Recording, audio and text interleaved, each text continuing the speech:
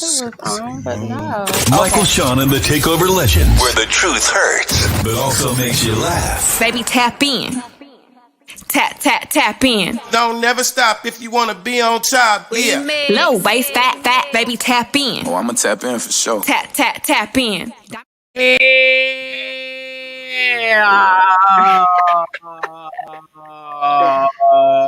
Oh man, I don't know. My allergies.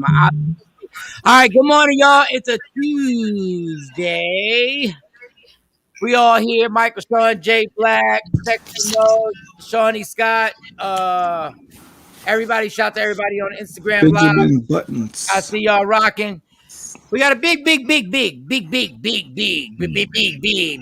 show. I got coffee. I got all types of C4s popping. C4. I got What's a C4? a C4 at your door. You don't want no. It's the energy, ultimate energy. Never heard of that one. Okay. Heard of Red Bull. Okay, but C4. C4. Red Bull sucks. Red Bull sucks. It gives you wings. Unless they sponsor us. Red Bull gives you wings. It gives you wings. It gives you nothing. Right here, the C4. If you never had it before, right now, Mo, just have you flying right now. Right now, you be flying. I don't need to be flying anywhere right now. And then 3 hours later, Mo, it had you crashing. No crash. Guarantee it. No crash on this stuff. That's why you don't mess with Red Bulls. Red Bulls is old school. Red Bulls is like the 8-track or cassette tape. It's like MySpace. These joints right here, no sugar. There's no sugar in them. Zero sugar. And you rock out. Trust Diet me. friendly. It's diet friendly. Okay. Yeah. No Good calories. Morning, Kathy Black. Morning. Hey, good morning, Kathy Black. Spread the word. You be up here every morning. You better be spreading the word at work. When you at the damn grocery store, spread the word. Be like, hey, I listen to these things. These guys, these women and men called Michael Shawn and the Takeover legend. Spread the damn word. Good morning, everybody. IG Live. All right, I was your I'll start with Jay Black because Jay Black has a gambling problem. So how was your night last night? And your Jared Goff, if you would have just bet the quarterback, you would have won and not lost a penny. Well, let's say there wasn't one bet I lost yesterday. It was a beautiful night watching that football game, and actually I made bets, and then I ended up reaching out to Mike just to confirm my bets, and Mike co-signed it. He added to my addiction there, and I went back and added even more bets, and they all hit. But they all hit though. But this what don't make any sense. If you would have put all that money on that one bet for the quarterback, all the money that you spread out. I did, but I put more on that same bet. Whereas for the woman or people who don't know football, his bet was if he would throw either more than one touchdown or less than one touchdown. And I bet that he would throw more than one. But what I'm saying is you wasted a bunch of money doing all the spread bets when if you'd have put every single penny that you bet just on that bet, you would have won everything you needed to win. Well, with the odds and the other bets, I won them all though. From the quarterback, him rushing for more than 7 yards as a quarterback, he does not get it. No, I do get it because the odds for the other spreads are more. Just let it go. If I put more on that one bet, not all your spreads got more. No, not all your spreads. His rushing yards did. But that's what I'm saying. If you would have just focused all your money on those two bets on the quarterback, your success rate and the percentage of money coming back would have been huge. You probably would have won, you know what I'm saying? But hey, even more. I get what you're saying. The more money you put on there, the higher the whistling. But the other ones are higher. And that was the surest bet. Yeah. No, it was good. It was good. Okay, you're better today, Jay. Yes, I'm much better, Shelly. I'm much better because I won all the bets, every last one. So did you actually win all your money back that you lost? Yes. Okay. So technically you're not a winner, you're a break-evener. I'm a break-evener, but that's better than being a loser. I'd rather be a break-evener. I don't even know if that's a word, bro. But you don't even know. There needs to be an app that you have that you place all your bets in the app, and the app tells you exactly what you won back. Because you rounded it to the nearest 10th right now. No, and honestly, I even won bets from Sunday that I didn't realize I was so frustrated with losing the other ones. I stopped watching, and it was something that just didn't finalize. That when I woke up, I said, "Oh, I hit for a couple of them for Sunday. So no, I'm in a good mood. I'm in good mood, and I see my new strategy moving forward. Now I feel like I got a new system, and we're gonna rock with it. But yeah, it was a good night. Good night watching that game. I don't even know who won the game. It didn't even really matter because I was so Green Bay individual players. Green Bay blew them out in the second half. It was a good game for a little while, and then they blew them out in the second half. Who else we got on here? IG Live, all them. Shawnee Scott, how was your night? How was your night? Oh, my night was rough. I just went to bed at 2 and had to get back up. So why'd you go to bed at 2? Because I've been dealing with tech issues and trying to get, stuff right. Technical difficulties, and she's working through some stuff. Okay. Yeah, we trying to get through these. Good morning, Josh. Good morning, Sean. Great morning. Shawn Robinson, be on here. Mo, how was your night? How was your night last night? Mine was a little a struggle bus. I had a struggle bus night. I literally didn't go to bed until probably like after 3, and then I popped back up. It was like 5:05. I was like, I'm late, and then I was like, nah, you're not late. So I got to get my time. My time balance is still kind of all over the place. And you had a struggle bus? It was a struggle bus night. I rolled over to the left, rolled over to the right. It was just awful. Oh, you couldn't sleep? No, I mean, I slept in increments. I know it's weird. I got these weird sleep patterns. I don't sleep straight through the night. It's not a good thing. Oh, that was that. You were going through withdrawal. Mo she was on a trip for a week where the D was on demand. Is that what it was? Okay. You ain't had the comfort of that D just being right there on your left hip. Well, I don't know what side of the bed you sleep on. I don't know. It's like if you slept if you're on the right side, it would be your left hip. If you were on the left side, it would be your left hip. I need to roll out to the floor. Like I have to be on the side of the bed where I can exit. Yeah, that's either left or right. That's what bed I'm sleeping in. Yeah. What kind of bed? Yeah. Okay. Well, what type of bed you gonna sleep in the middle? That you can. No, I'm saying it depends on how your bed is positioned. So if it's positioned in the middle of a wall, you can get out on the left or the right. If it's against one side of the wall, then you can only get out one side. Okay. You know what I mean? Like, yeah, you need to stop having sex with dudes in dorms. No. I'm like, who got a bed up against the wall? No. If it's the angle. Okay. Up against the wall. He also has a salt and pepper poster up. Like what? The angle. No, I'm always on the edge too. I like being so close to the edge where if I have a bad dream, I'm falling off the bed. Like I like being that. I need to almost be able to like reach my arm, but it's either left or right. So yeah, she's going through withdrawal. It's hard to go back to being in that desert of just there's no. I feel it when I'm in Texas. I realize I have no vagina option. Like I can't even bother I can't bother Stacy and tap her on the shoulder. Can't tap her on the shoulder. Yeah. Because that puts you back to sleep for a good like another hour and a half if you're a bad sleeper. But sometimes absolutely. It can put you all the way to sleep. Prison beds. Yes, I don't know. But yes, I too sleep on the edge of the bed. And I know it's the weirdest thing ever, but that's where I'm comfortable at. I'm comfortable on the edge of the bed. I don't want to be in the middle of the bed. I just need that little bitty space. No cuddling for Mo. No, that's probably you can cuddle, but you're gonna be living on the edge. You're gonna be living on the edge because I like to sleep on the edge of the bed. I think there's something to that. Like we had a therapist, they could break down why we like to be so close to the edge. Ready to escape is something mentally. Yeah. Because if you got one of them California kings, and you in the middle of the bed, that's a beautiful thing. That's like a 2 rollover. Yeah. That's really like for me. I'm only 5'6". I don't know about you, girl. You 5'5". That's 3 rolls. That is 3 full rolls. If you're in the middle of the bed, that's roll. 1, 2, 3. You're right. It's about 3. It's about 3 rollovers. Yes. I don't feel comfortable in a bed that size. Like they're beautiful. They're beautiful to lounge in, but I don't feel comfortable. I need to be in a king is good. King is good for me. No, I California king and the fluffiness, and I have a lot of pillows on my bed, but I still sleep right on the edge of the bed.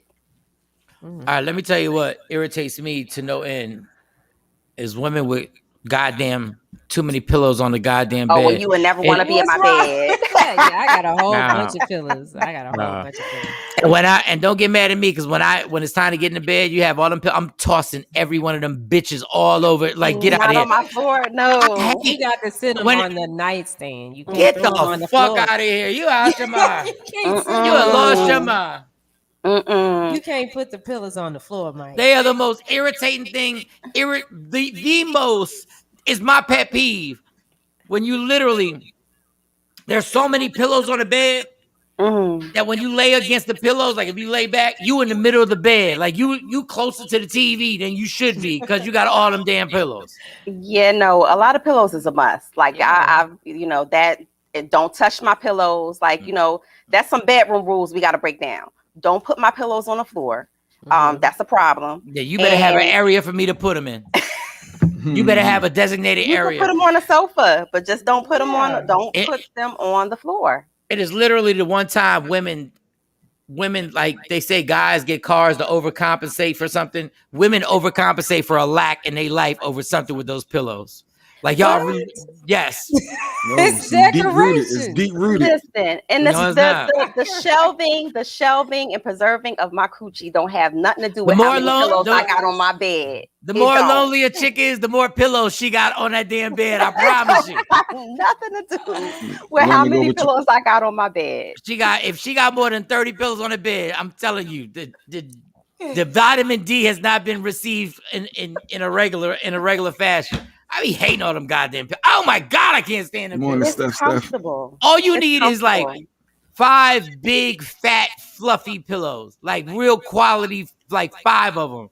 When Yeah, y'all but start you having gotta- the big pillows, the Papa Bear, the Mama Bear, and The then Euro all the, shams, Yeah, you gotta the- have like The you have to. decorative pillows, yeah, Mhm. because it makes the bed look pretty. it looks cluttered.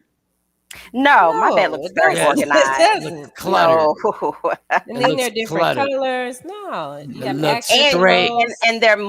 multi-purpose because you Yeah. can use them, Michael Shawn, when you have, your special nights with your lady. No, because y'all still got particular pillows. You're like, don't lay your head on that. Don't lay your head on that pillow. And Right, 'cause it's a decorative pillow. No, I don't mess with it. If you put it on the bed and I can't lay on it, it shouldn't be on my bed. Ooh-wee, Lord. If you put a towel in my bathroom that I can't use, get it out the bathroom. Yeah, some towels you're not supposed to use. They're No, decorative no. taules. They Oh No. my God, Mike. That's We're a not going to shame. decorate a room that you shit in. Mike. We're not. That's white people stuff. That's white people No, nonsense. that is not. You Yes, can make it your bathroom most look definitely is the slave master of the house. So That- what we going to you want your bathroom to look like an outhouse? You No, want it to I look want- like a porta potty? No, I want my towels to be changed regularly. They I will, want- they I- are. I don't need towels that I can't touch. I refuse. I'm not having towels that I can't. When I touch them, if you want them to be right, make sure you keep rotating these joints and make sure we got enough towels where there's brand new towels every 2 days. I'm not going to jump out my shower and be like, oh, I can't touch that. No, I'm not.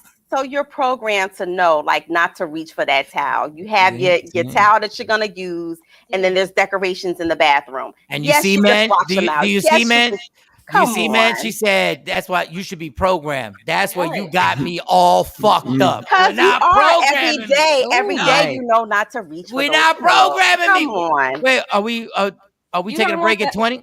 You don't want the house to look nice?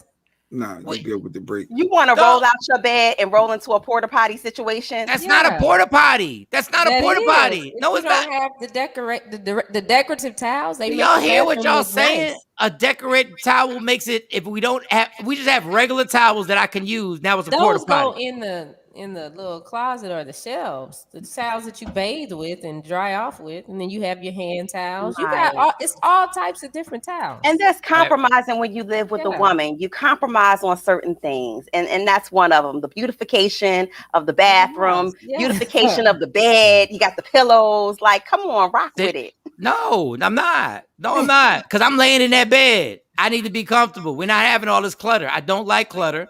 And I don't like things in showers that aren't, and I'm not using the correct word. And it's not, I don't have the correct word. Everything should be usable in that bathroom, and it should be changed on a regular basis so it doesn't look like a porta potty. I hate when you have them towels that nobody touches and they look crazy. They just sit there. So Just no, towels. those should be changed out, Just and towels. you probably don't even realize that she's changing them out. You could change them out. It's not that. It's just you're not gonna be wiping your hands on. I'm sorry, Mo. Put Ashley's comment. We cussing her. Yes, because the show's been boring. The show's been boring. I said it. The show's been boring. We got to be on attack mode. The show was boring yesterday. We're not doing boring today. That's right. I'm mad over towels. I'm mad over pillows. Too many pillows. And it does. And I don't understand why women believe that bed, that all of a sudden they the supervisor of the bed. No, you're not neither. The supervisor of the bed. No, you're not neither. This ain't your bed. This is our bed. Oh my God. You don't use pillows sometimes they can help if you have back pain or something. Those pillows can help. I just said they could be, used in the act of, grab you a couple of pillows, prop it up a little bit more. It's annoying having, and when you say it's annoying having all these pillows, like, damn it, enough with all these damn pillows. Like, if a man has a bunch of sneakers, even if they're organized all around the room, you be like, yo, you got to get these out the way. Yes, get these damn pillows out the way. And the shoes go in the closet. And these pillows get off my bed. Like, we need to change these pillows. I love my pillows, and they feel good. They look nice. I love my pillows. You're going to compromise. You're going to have a lot of cats and knitting. You're going to compromise. Good morning, Jacqueline. I ain't never had no problem in that area, Michael Shawn. Anyway, if the towel is up there, I'm grabbing the towel. It's usable. Get mad. Everything is usable up in there. No, and just like the rugs and stuff, some stuff, you don't just step out all soaking wet and soak up the rug. That rug better be high maintenance. That rug better be sturdy. That rug better be ready. It better absorb. You better get an expensive rug that absorbs everything. I could drop jellyfish on that thing. Like, me too. I really don't like. I hate clutter, Stephanie. I hate clutter. But a bed with pillows is not colored. My bed looks very streamlined. I don't like clutter. My bed looks very, very streamlined. It does not look cluttery. Mm-hmm. It's clutter. It's too much. You get we took pictures of our bed, and then I have to make the bed up every time I get out of it. And you get out. I can't get in the bed with it. If it's messy, I can't get in the bed. Well, God damn it, I agree with a vagina. Yes, I totally agree with that. When you get out the bed, make the bed. But even when I'm in the bed, I don't like my covers to be like disheveled. Like that is like a pet peeve of mine. Like, do you turn your bed down? You turn your bed down every night? Yeah, no, I turn up. I turn up. Depends on who's in it. Turn down for what? No, I do like when the bed is tight. What I mean by that is when you get in it, but I don't like it overly tight. Some of y'all, we not the Marines, heifer. We not the Marines. Like, I need a little looseness too, but I like being able to slide up in it and just be like, what? And it's right there until you got an itch on your ankle and you be like, oh, this wasn't a good idea or something like that. But yeah, I do like that.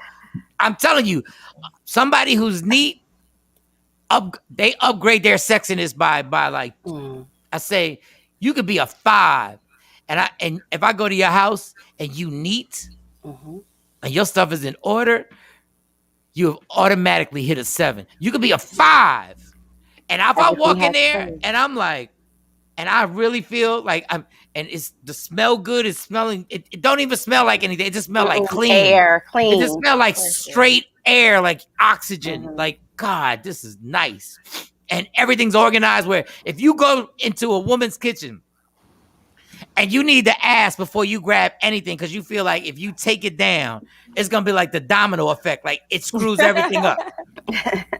Like, so I just want some juice. Like, okay, well, grab the juice. It's right there. And you open that refrigerator and everything is lined up. And you like, she is That's least. Me. My mom called me OCD for that. Hey, I ain't mad at OCD. I'm not mad at OCD. Yeah. I have a severely organized refrigerator. I'm not gonna lie. Maybe I do need to go to the No, counseling it just group. makes sense. No, it Right. makes sense. Stuff's supposed to go in certain places. It is so much easier to get dressed when your closet is organized. I agree. I agree with that. And however you want to organize it. Everybody got their different ways. Everybody got some people got, I'm gonna organize it by colors. I'm gonna organize it by seasons. I'm gonna organize it by, some people organize it by how, like, if they going out. Like some people go so crazy, like if they got a part in their closet. This is my going out situation. However you set it up, rock out. As long as you got some rhyme or reason to that closet. That puts you in you could be in a bad mood. You open up your closet door and the closet is right. This is me. I open up my closet when it's right. It just makes me feel a little bit better. Just a little bit better. Even if the kid wasn't mine. When I open up the closet door, it just makes me feel a little bit better about life.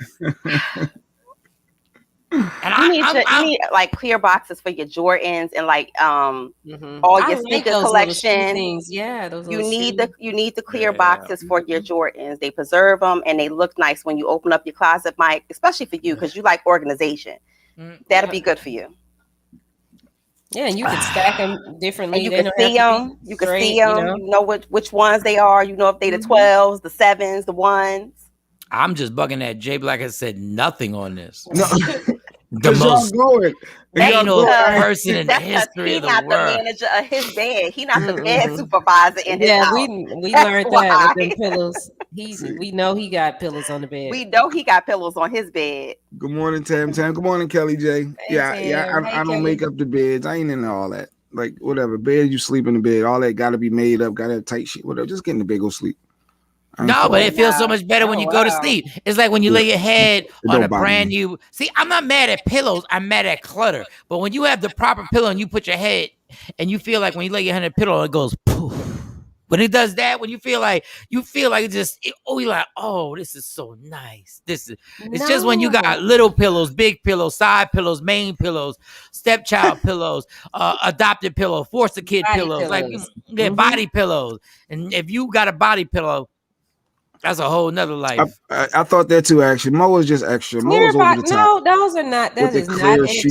That is not extra. It looks really nice. It makes your closet. Mo, you froze on you're on IG Live, but you froze on she froze reading Action's comment because she's over the top with clear shoe boxes. No, clear shoe boxes are dope because if you have them, you don't have to. You can just look and you ain't got to open. You know, if it's not clear, then you got to open it up to see what shoes are in it. Like she does have a point with that. The pillow, she's outrageous, and I have no use for her.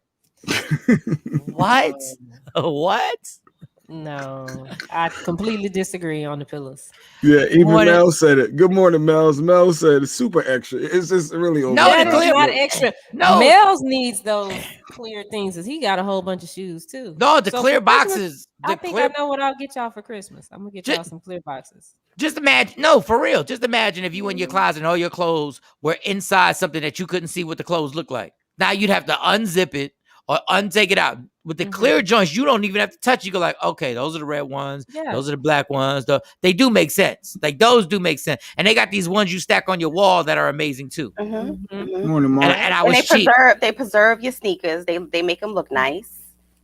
Sean Robinson said, I already know this is going to be a bad story. My honey goes crazy. We have days of the week pillows, Mr. Mrs. pillows, matching blanket pillows, extra. Wow. I have no choice but to shut up and enjoy. Okay, now I will say this. If your woman is going that far with the days of the week pillows, the Mr. Mrs. pillows, that means she's really into the relationship. Just let it go.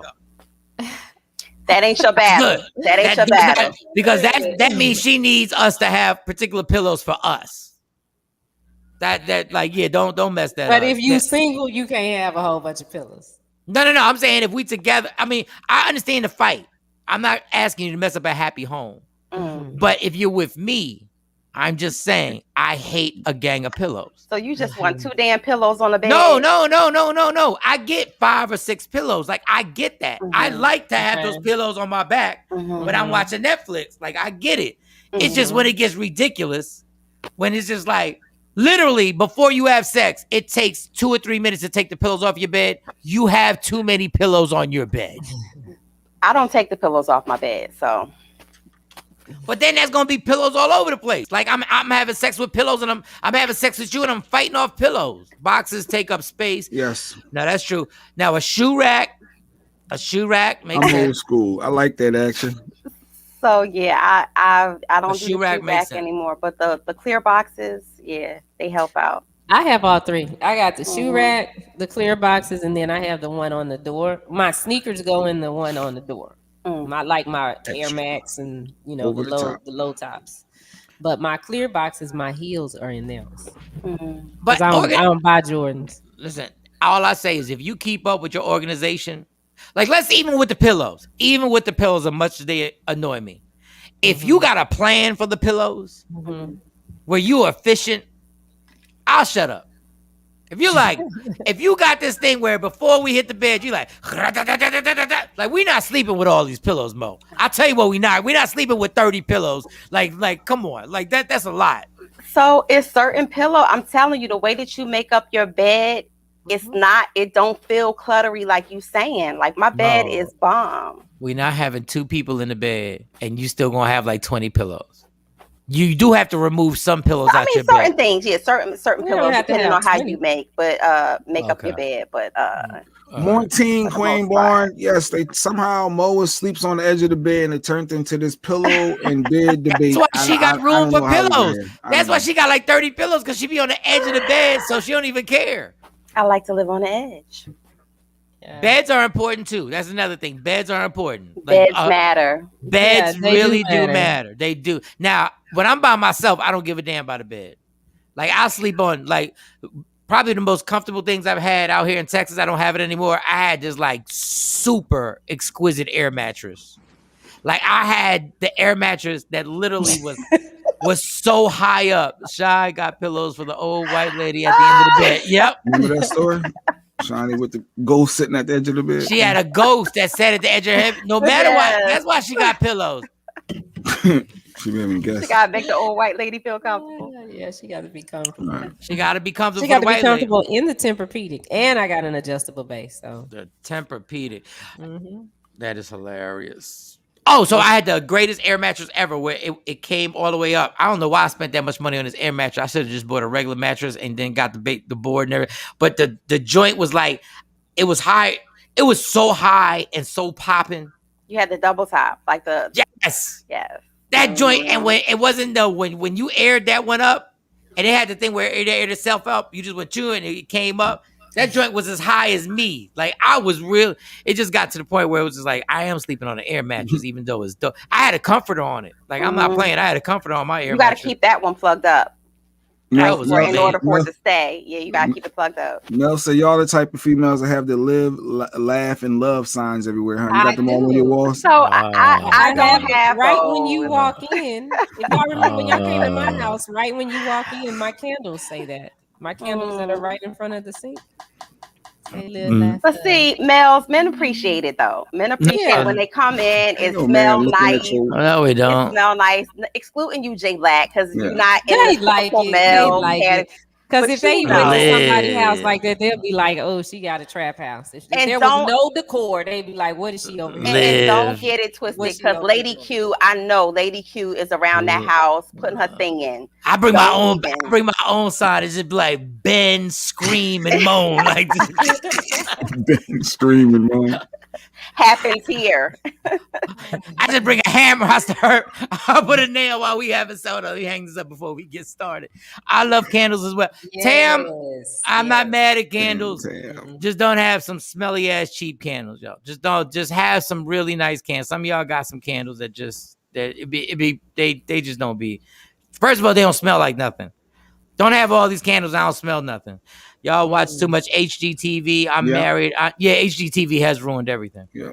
I live for it. I don't watch that. That's one of my favorite shows. Action. Mel got signs. drinking. Smoke, drink, and smash. Now, if y'all walked in a chick's house and she had that up there, Smoke, be drinking. y'all be like, "What's going on here?" Show me a picture. Tell me what she looks like. I can't. Tell me the right picture. Right picture might That could be funny. the Yeah, right that's picture. what a man sign would say. You walk in his house. Shut up, Be there for cook. the man cave. Look, yeah, I think look, we can come with a whole bunch of them, but never mind. We're not gonna go there. And the first I thing like he to said shut up was and shut cook. up, shut Shut up, up, and cook. cook. Yeah, He just want that bacon. Lamar just said ass up, face down, Peace down. get out. What? Repeat. I thought you say repeat. Repeat. Repeat. Or the infamous FFL, especially during football Y'all sucked me season. into this. I was not. Yeah, FFL. The FFL. What is FFL? F me, feed me, and leave. Oh, okay. Yeah. And trust me, I'm LL Cool J. That's the motto for football season. Oh, the leave So is amazing. Go back to Tam Tam's thing, because some of y'all be in Bath and Body Works, and some of y'all, I'm not saying Tam, you not, but some of y'all be in Bath and Body Works, don't know what the hell you doing. Y'all don't even know none. Y'all know nothing. Y'all just be up in there just roaming around like a dude. Like real women know. Real women know exactly where they going to in the Bath and Body Works. They know exactly where they going. They go there. They go here. They go there. And some of y'all just roaming around because y'all ain't never been there before. Y'all ain't never purchased nothing before. Y'all confused. What Kathy say? What Kathy? I feel like I've committed a crime if I don't make up my bed every day. Yeah. But I feel like I committed a crime when I don't make up my bed. Mm-hmm. I also don't like. Now, I'm not saying I haven't done it. I don't like going to sleep with dishes in the sink. I'm not saying I haven't done it. So that's a childhood thing. And if you've ever been woken up out your sleep with a belt because you ain't washing damn dishes, that's just childhood trauma, Mike. That's why you don't like to get in the bed without having washed the dishes. But there's a bunch of things, little trauma. things. But even with that, it's like, Tam, don't nobody want to walk into somebody's house that stink like P and D, clean like yeah. But I want real clean. I don't want you just hiding. No, so I don't. So for me, Mike, I don't like to use like a lot of fragrances. I like for my house to smell like clean air. I say this all the time. So I use bleach and water. Sometimes I use a little Fabuloso, the old school. Ooh, I can't use that Fabuloso. I love plain bleach and water, cleaning everything, and it smells like clean air. Mike, you wash dishes? That was my takeaway. You said you wash dishes? Oh yeah, I can't. My thing is I can't walk by a sink with a bunch of dishes, then complain about there being a sink with a bunch of dishes when I just walk by the sink with a bunch of dishes because I'm part of the problem. Oh, look at you! You went to therapy or something, and the counselor had to tell you that. Right. But he's right, because I remember when we were over your house and we were, you was like, you finished with that? You done with that cup? I was like, no. I want to keep it. But you were like on it. You make sure that you're cleaning as you're going. There's not any dishes in the sink. And sometimes I've been lazy and I've been like, I can't believe, wake up and I'll be like, it don't make no sense. It's like when your woman is in the car, because I know where Jay's going with this. Like, I shouldn't be washing the dishes, but it's like, I didn't see that. But it's like, that's what you was. It's like if your woman is in the car and she comes home and you wake up in the morning, there's no gas, and she ain't putting no gas because she's not supposed to pump gas. You're like, what? Why ain't you just put gas in the car? Like, if I'm mad about the dish being in the sink, then wash the damn dish. See, I live in Jersey. We don't pump our gas anyway, so. I wish we had that here. No, you don't. No, you don't. Yes, I do. They had it before, but they got rid of it. It's the most irritating thing ever. It's the most irritating thing waiting for some lazy ass person to actually wait to get you. And then when you go out, I can do it myself. It's illegal. It's illegal. I thought that was a beautiful thing. I'm like, I just sit in my car. When you hear your glass, you hear it clicks, and you know you're done, and you see them 2 cars over. It's like, come on, I'm ready to go. And you sit there waiting for them to come back. It turns a 5-minute stoppage to like literally a 10-minute situation. Like you go, like, come on. When you can just get out and just make. Now, when it's cold outside, I get it. But even when it's been cold outside here, I'd rather just jump in and just knock it out. I hate waiting for somebody to actually to come pump the gas. But I will say it's good for the economy and people can have jobs. So it's kind of messed up that people lost jobs. All right, we'll take a black and mild break. Shawnee, how much time you got? I got time. I got about 45 more minutes. Shawnee, I don't know what crossing guard at the school that you're dropping your kids off that you were trying to smash out, but girl, you're doing a great job.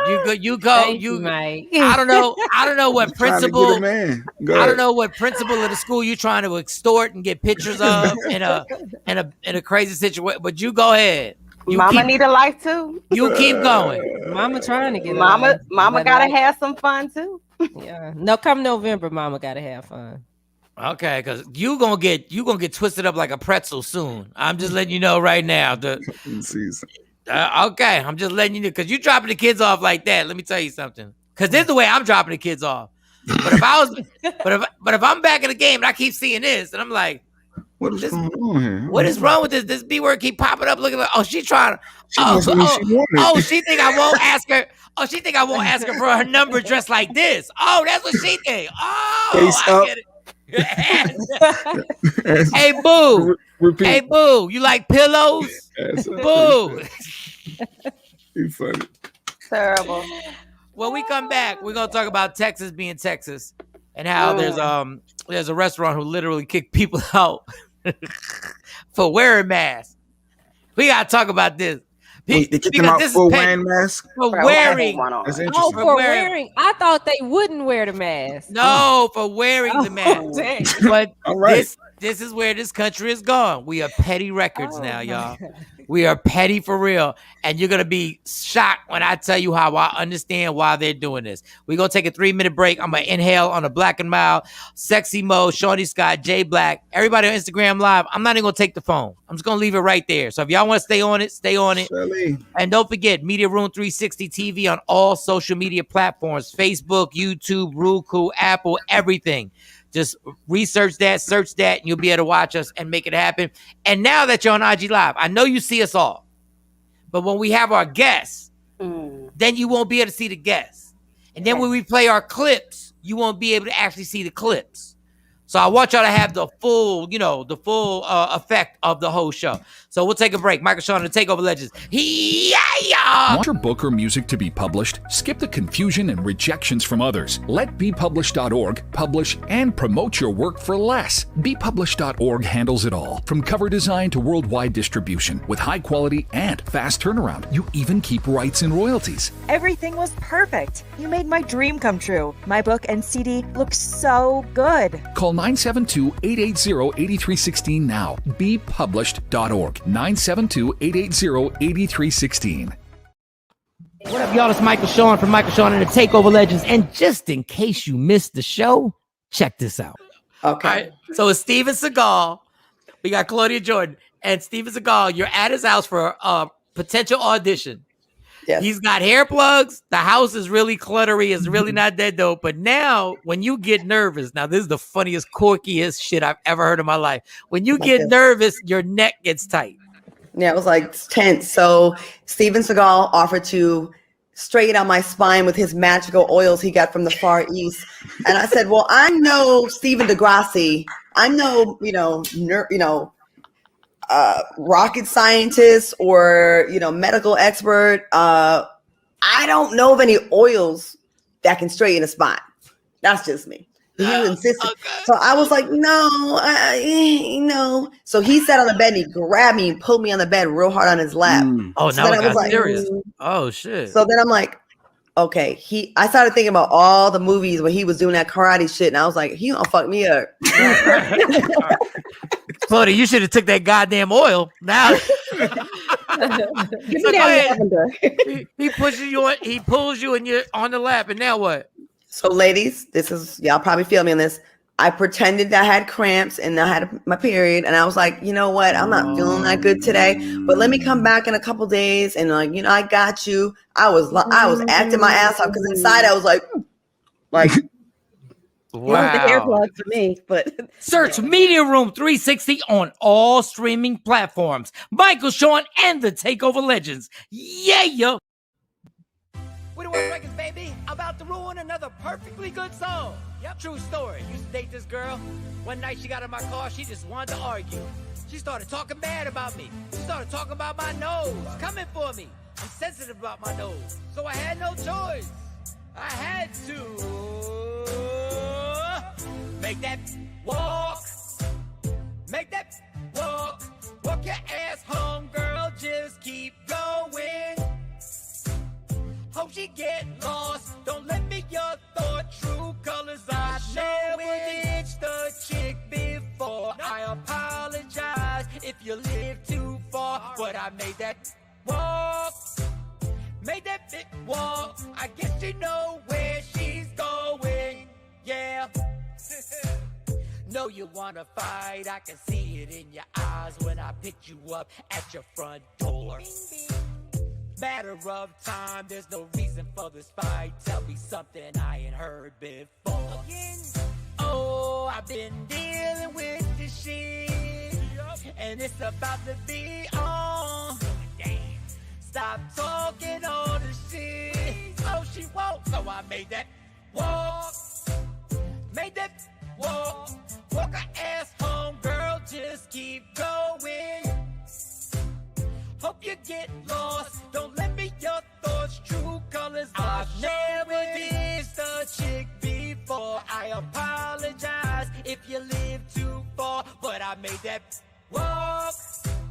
Made that walk. I guess she know where she's going. Oh, nah.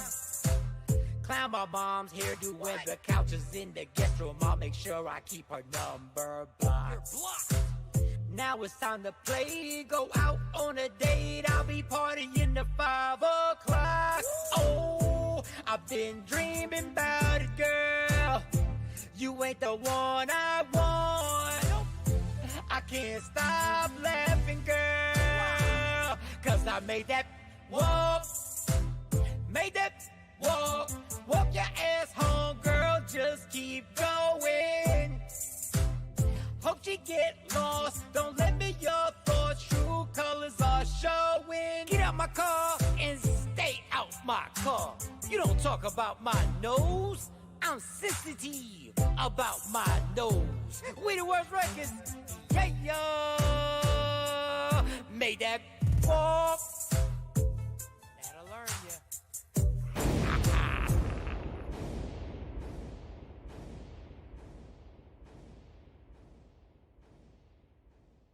Michael, Shawn, and the Takeover Legends, where the truth hurts, but also makes you laugh. Baby, tap in.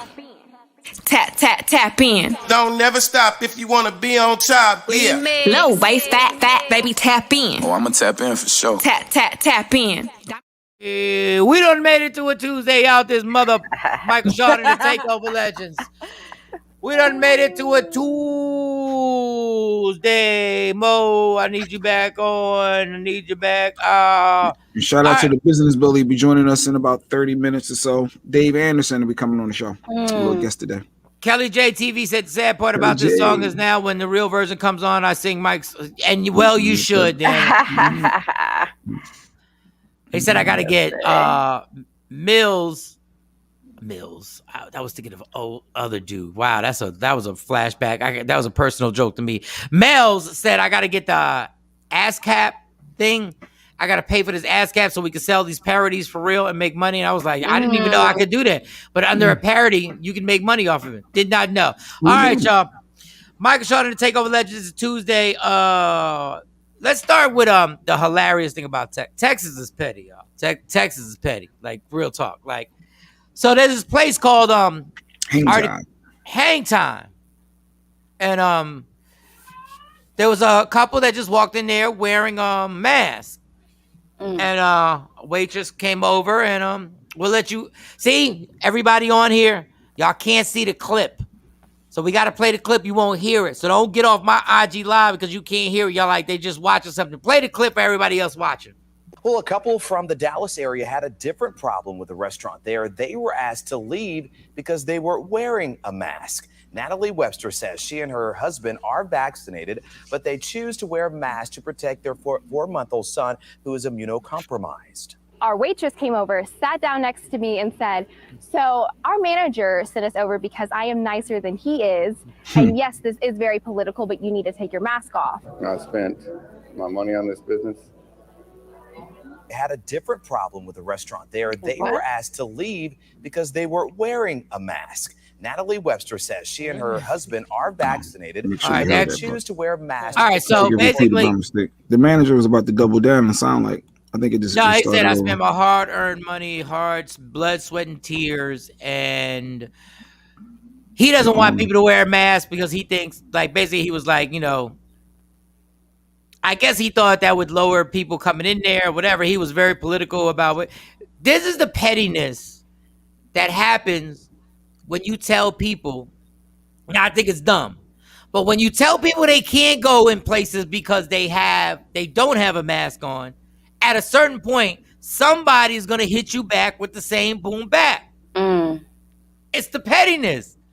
Now, in actuality, technically, these masks, I'm trying not to spread nothing, and the little kid is there, a little child, which is so ridiculous.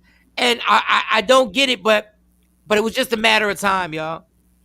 If y'all want to fight back, if y'all want to be petty, all my mask wearers, if y'all want to be petty, what you do is now you protest in front of the store the way they protest in front of your spots with a bunch of masks on. Now you sit up there and you protest. Don't do that. No, you go over there and everybody's because I don't understand the other side. Why don't you want them? Because we didn't hear the whole. Why don't you want them to wear masks?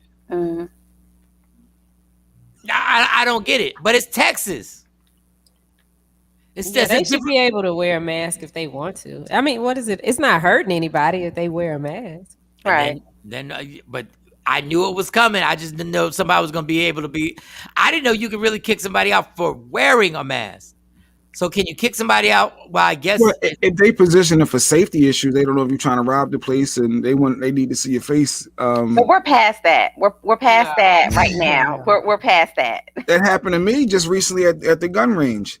They was like, nah. I mean, I felt it was all racial, but I was like, wait, you need me to take my mask off to use the to go inside? I was bugged out. So I can see for identification purposes, because at the range you got to show your ID and they tell you to pull your face mask down. But I've never heard of them saying you just can't wear one or it's a safety issue for you to have one. Yeah, people walking all in the banks with masks on.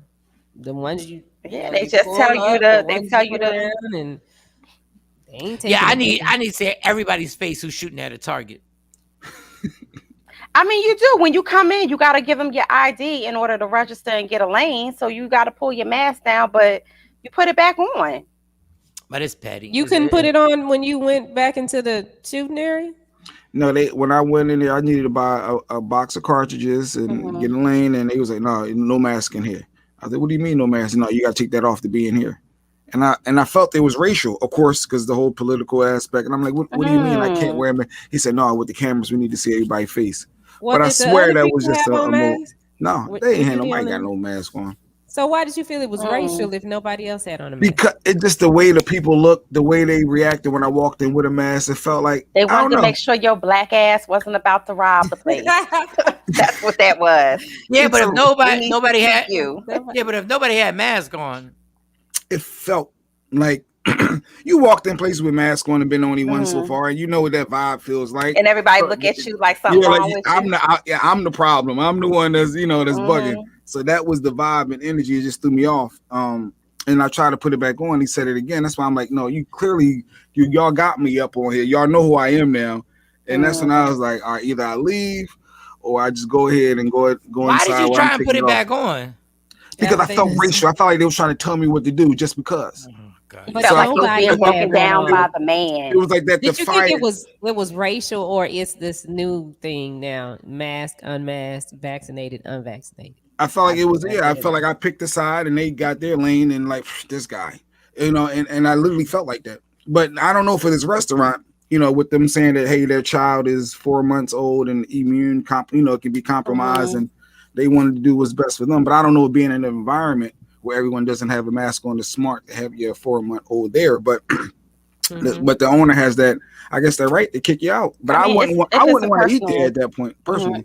Personal restaurant, privately owned restaurants, they don't really have to follow those type of rules. If they say that they want you to take your mask off or you got to come in there with a suit jacket, that's their rules. Let me tell you what the problem with this world is that adults run it. We're dumb. Adults are stupid idiots. Adults are stupid dumb. The fact that, look, Jay, I hate to pick on you. The fact that you thought it was racial, but then when you walked in there, nobody had a mask on. Yes. They pick it on me because I'm black, but nobody has. And then the only person who tries to put the mask back on is the black guy. Right. They thought you was up to something, Jay Black. Oh, he looked suspicious when he couldn't follow the rules. We done told you to But take if your I was mask up to off. something, I wouldn't have took my face. If I'm about to rob Aisle you, 5, aisle 5, put your mask back on. Put your mask back on. It's because I'm black. It's because you have your mask off. That's why you have your mask off. That's why, mister. no, Jeanette makes a good point. She said you got to take your mask off to eat at the restaurant. Yeah. So I'm confused. But this is what I'm talking about. Adults are the dumbest people, are the dumbest species ever. If you know how dumb, let me tell you how petty you are. You kick somebody out that was going to make you a profit. You kick people out that was going to make you a profit, you dumbass. And guess what? Nothing was going to happen to you. If you go by whatever they say, they were going to wear masks. And just in case they happened to have, they could have protected you. But you're so petty. And you wanted to prove a point that you kicked people out and took money out your own pocket. Yep. As Tam said, that is crazy. But if they wanted to wear their mask, let them. But once again, if we tell people they can't do this or that when they don't wear a mask, it's tit for tat.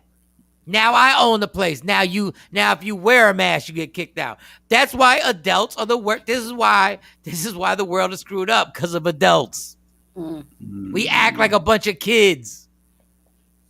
We act like a bunch of kids right now. I guess wearing a mask could make the other people feel like, oh, what is not safe? I shouldn't be in here. Maybe thinking that's going to scare other people off that want to leave. If you got a mask on and the majority doesn't. This year at the state fair of Texas, they're asking that you wear your mask when you come out there, and that's outside. That's smart. I mean, think of how many people are there who are asymptomatic. That's just a cesspool of COVID waiting to happen.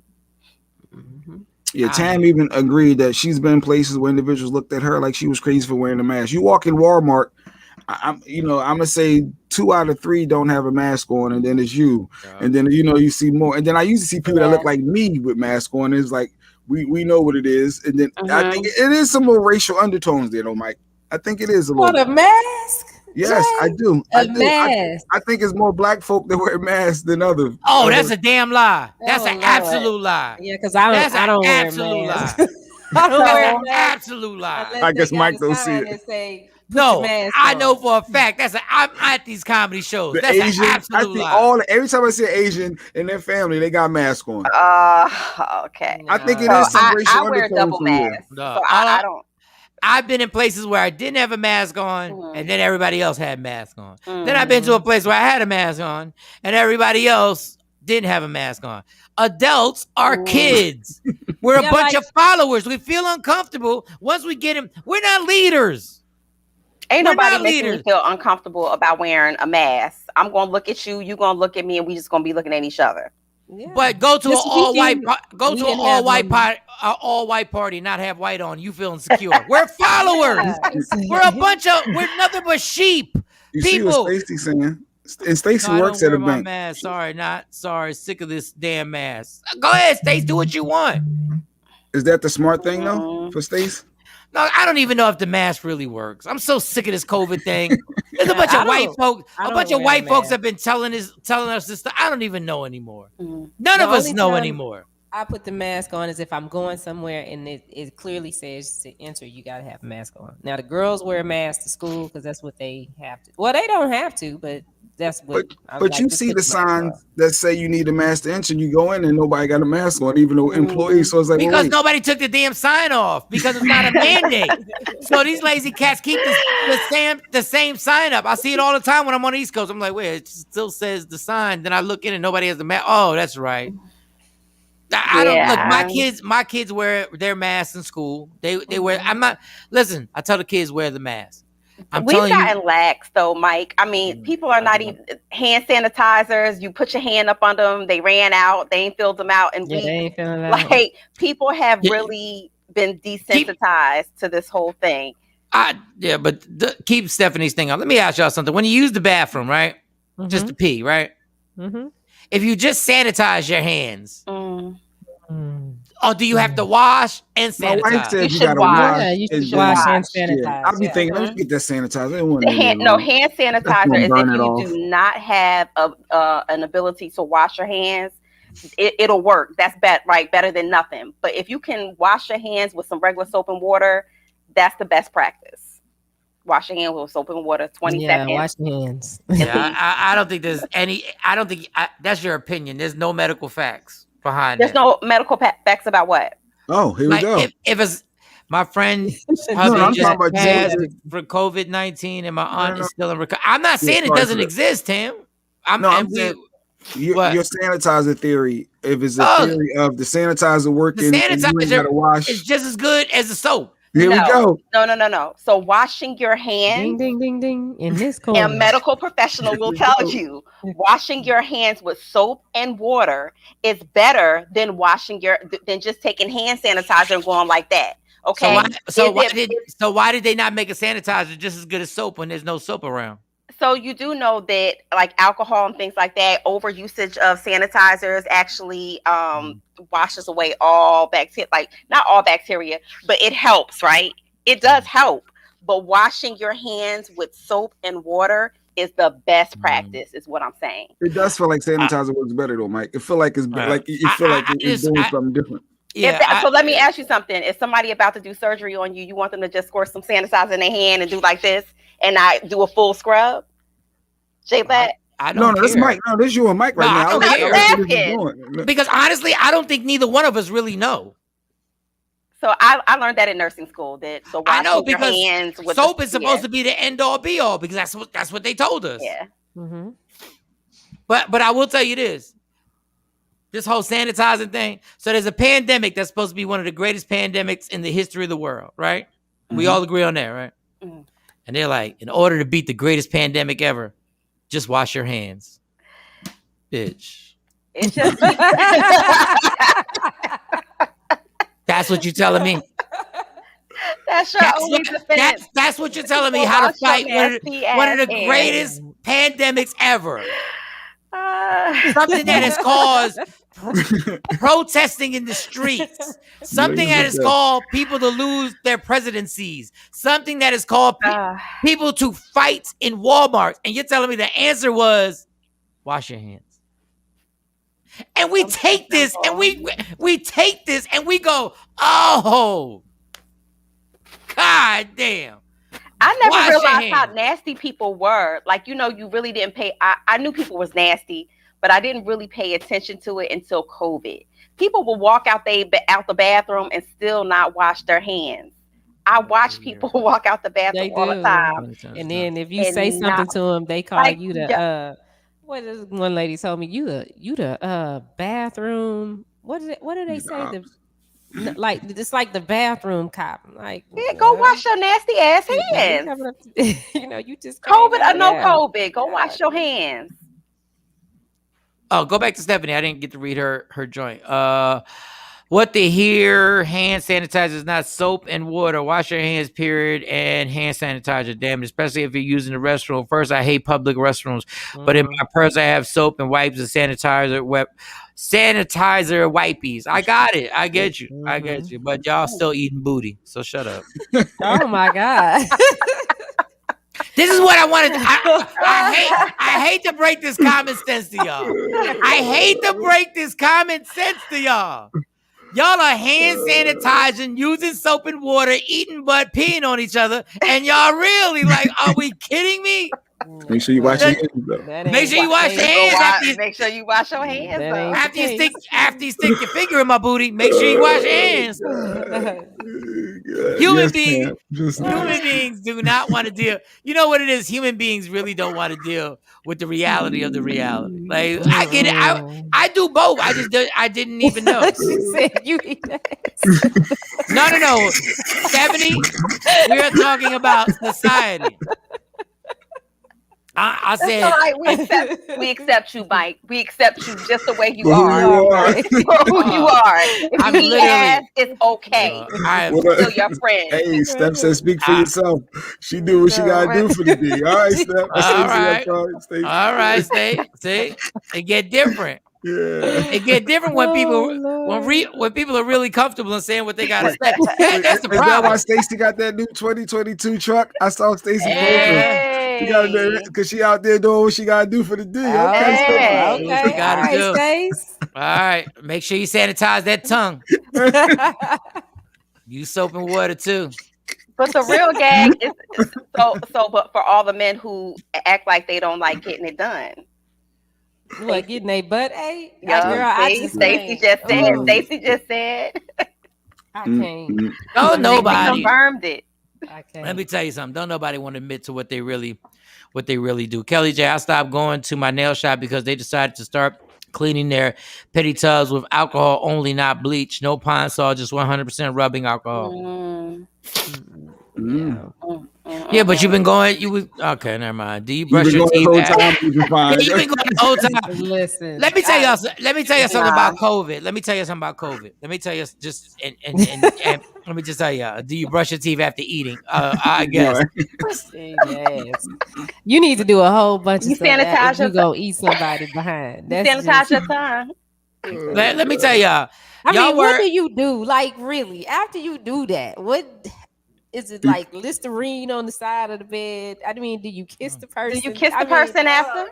Shawnee, if you're not about the life, stay out the life. I get it, Shawnee, but you're not about the life. I get it. Hey. Just like if I perform oral sex on you, the first thing I'm doing is kissing you in your mouth. The first, but I'm just nasty like everybody else. Like we gonna enjoy this together. Understand that? Charlie, what you gonna say? No, you gonna say no to this? We gonna enjoy it. We gonna enjoy this together. Take that, girl. Yep. You gonna block? You gonna give it a cheek? You gonna give it a cheek? Turn to the side. Wait a minute, I don't feel so good. I gotta go to the bathroom.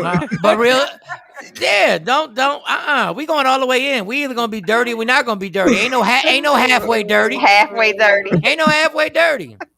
That's why we either, if you want to make love to me, we're gonna start making love. We're gonna stay in the make love zone. But if you want to get filthy, we're gonna get filthy. Like, and we going all the way filthy.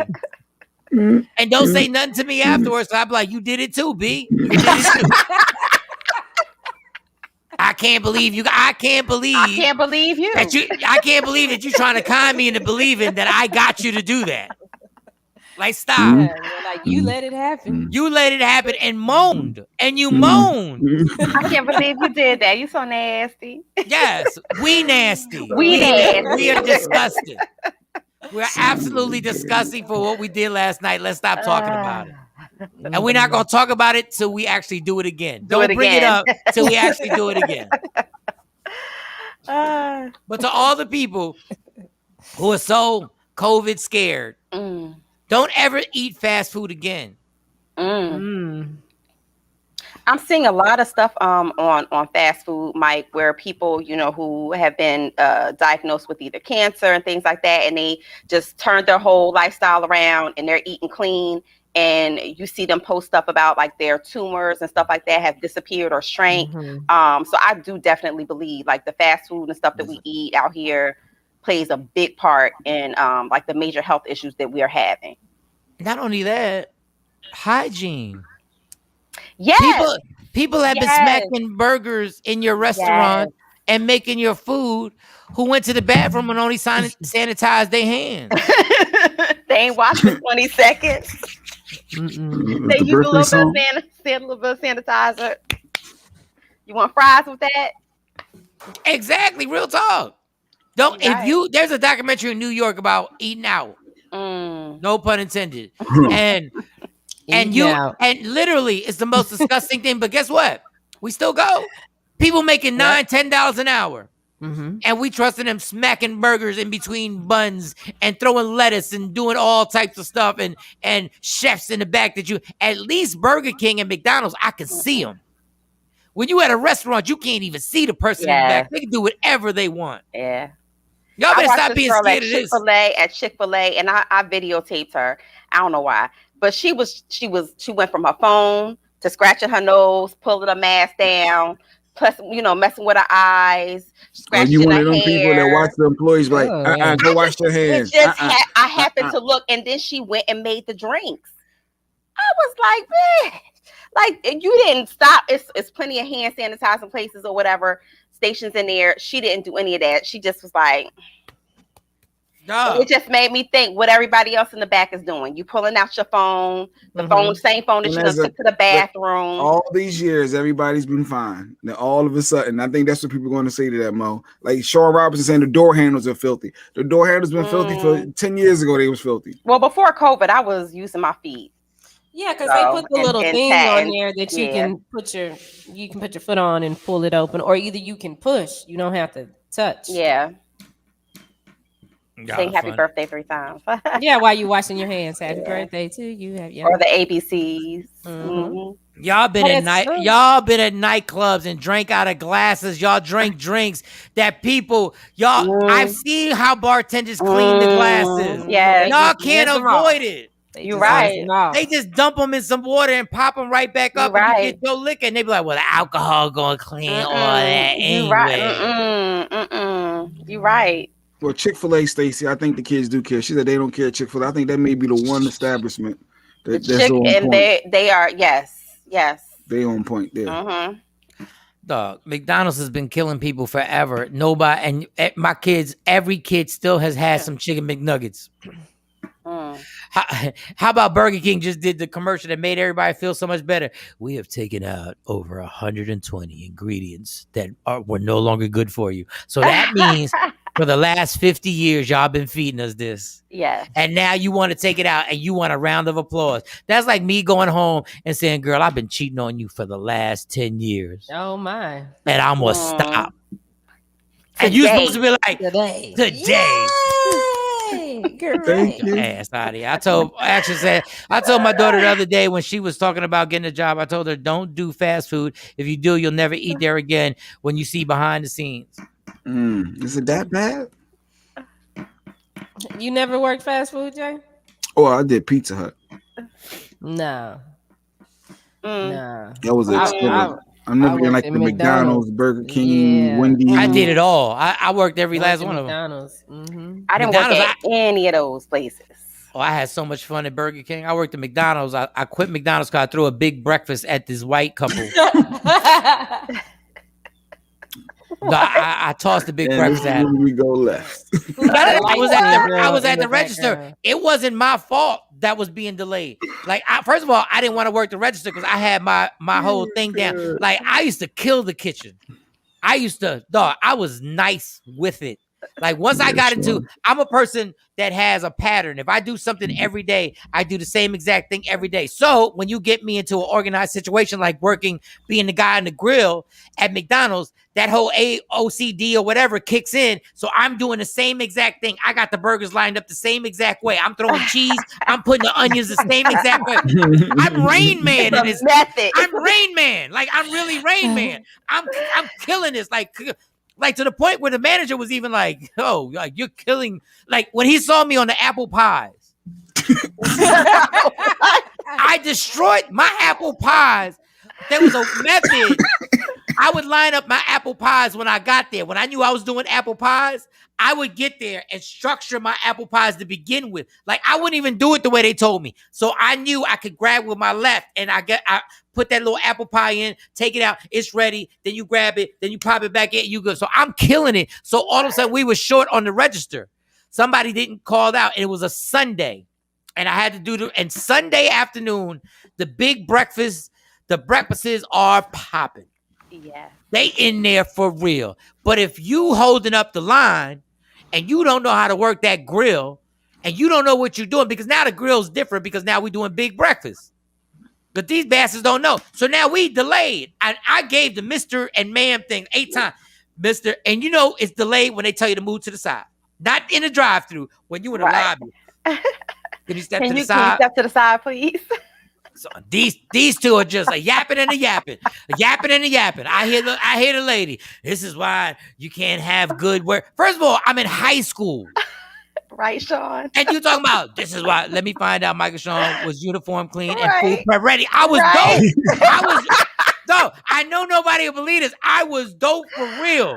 So they still yapping. It's not my fault that you ordered something particular. I forget what it was with your breakfast and the person. So now other people are getting their food and they're not getting their food. And I'm sitting there going like, once again, I keep going back. I said, listen, I'm so sorry. I don't know what's going on back there. I yell back there. Yo, still waiting on the big breakfast, like 2 hash browns. I need that big breakfast. And these 2 white folks, mind you, these heifers have come from church. You damn heathen whores. They hungry. But they ain't even got no. Went past 12 o'clock. They hungry. They don't talk to Jesus, and they still got no patience. So it kept going. It kept going with the nonsense. It kept going, and I said, I can't believe. So I'm giving everybody food, and I need to talk to your manager, sir. That's fine, but and I said, I call the manager. The manager's helping with the drive-through. The manager is so packed. The manager's helping. I'm calling the manager. And then it keeps going, and I forget what the final straw was. Now I'm getting backed up. Everything's getting backed up. And it was something I can't remember exactly, but there's a phrase where somebody says to you where you realize that they're trying to check you, but now you've lost your temper because you're like, it wasn't racial, but it was almost that degrading statement. I wish I could. I used to always remember this story too. And I handed the lady her big breakfast, and I went to go grab the other big breakfast, and the man made a comment. He made some type of comment like, it's about time, or you better. Those words like you better, or there's the key words. And I remember opening that triggered me. And I opened the big breakfast and I threw it at him. I opened it. Oh, wait. And I knew it was over. I knew it was your over. job was over. They was firing you. Yeah. But the funny thing is how everybody paused, right? Everybody paused because I remember opening the joint and being like, you know what?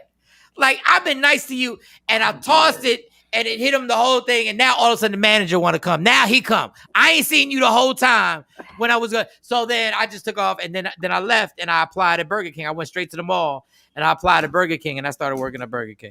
Just want to tell that story on how it goes down. And the fact when Action said, don't work fast food is intense, y'all. Fast food is intense. Don't be a waitress or a waiter your first job. Don't do that to yourself. That is an intense job because people like Jay Black are waiting in the wings to ruin your life. They're waiting. I enjoyed working at McDonald's. I enjoyed it. No, I had a ball till I snapped. I had even more fun at Burger King because that was even more fun. I had a ball working at Burger King. You make money. All you got to do is the only bad thing was when you had to clean the bathroom. That was disgusting. That was the only bad thing. Yeah. And if I knew I had the bathroom duty that day, once again, OCD. If I knew I had the Burger King dude, no, it was a female, white girl from Camden, New Jersey. Y'all don't know about Camden all over the place, but she was from Camden and she took the bus to the mall. Never forget. Say less. And she had an edge to her, but she would let you know she wasn't the type. She would let you know from the door you doing the bathrooms when you came on that shift. So if you know better, do better. Keep the bathroom going all the time. Now, once again, hygiene is nasty. A lot of people did this and didn't wear gloves going into that bathroom. I put my gloves on and I would check on the bathroom every so often to see nothing crazy was happening. Then you got to take the gloves off. So I monitored my bathroom. So I don't even know why I'm getting into this. Look, I had a ball at Burger King. No, you were talking about quitting, and Action brought up the girl that quit at Walmart. I think that was the ultimate. And I was proud of her. Do we have this? I was so proud of this woman. Shawnee working on the clip right now. That was the ultimate. That's the way that you quit. Like that right there, that sent me. I was like, if I was ever to quit somewhere that was like that, that's how I want to go out.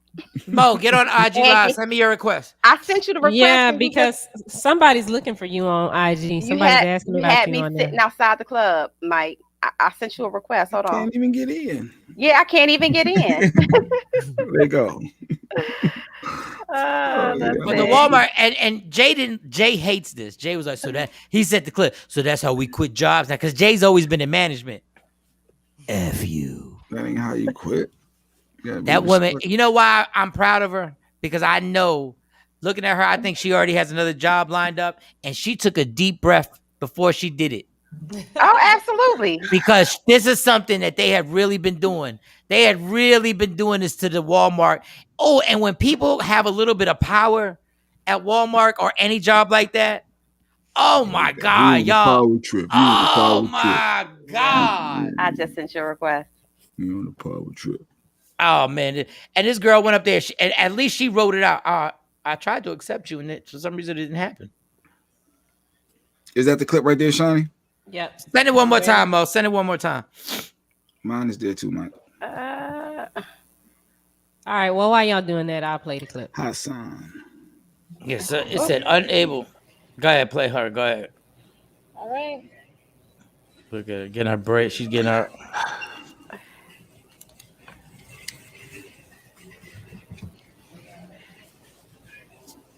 Go ahead, girl.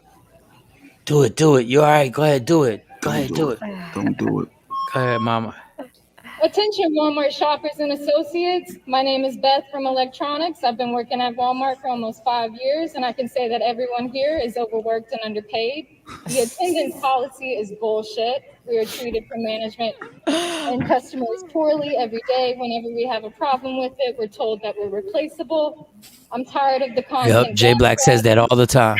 Company treats their elderly associates like shit. To Jared, our store manager, you're a pervert. Greta and Kathy, shame on y'all for treating your associates the way you do. I hope you speak to your families the way you speak to us. Shout out to Cominique, Patty, Chardell, and so many more. Walmart doesn't deserve y'all. Fuck management and fuck this job. I quit.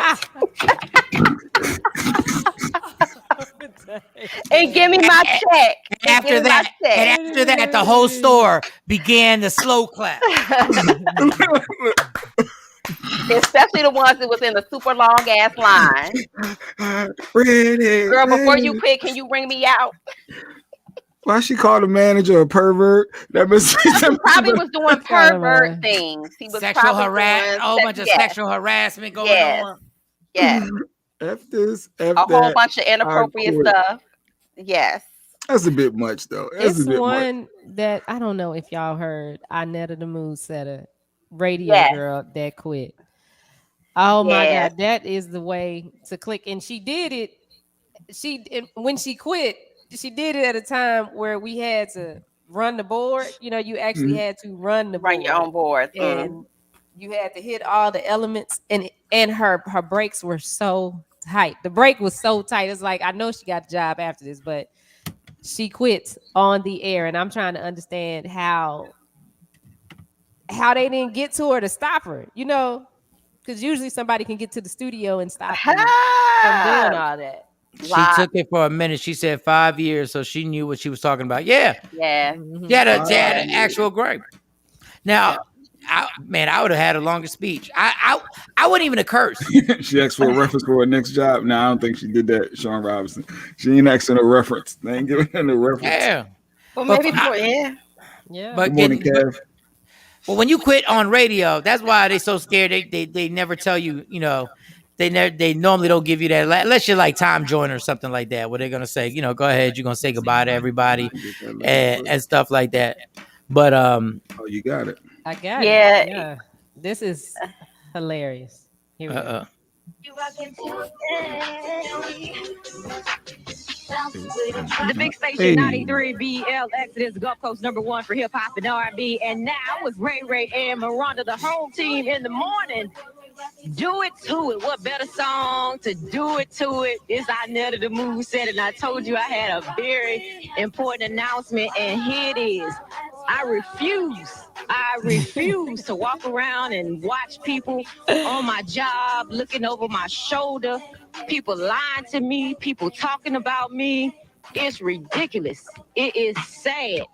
I can't take it. I'm not gonna take it. I don't have to take it. I'm not a dummy. I know how to find another job, but I refuse to walk around people. You can say what you want to say about me, and if you see me on the street, I'll let you know whatever you want to know. But I refuse. For the last 6 years, I made $6 an hour. That ain't nothing. I just got a raise after 6 years. I know I'm qualified, and after saying this, I don't care if I ever get another job in radio, period. It does not matter to me.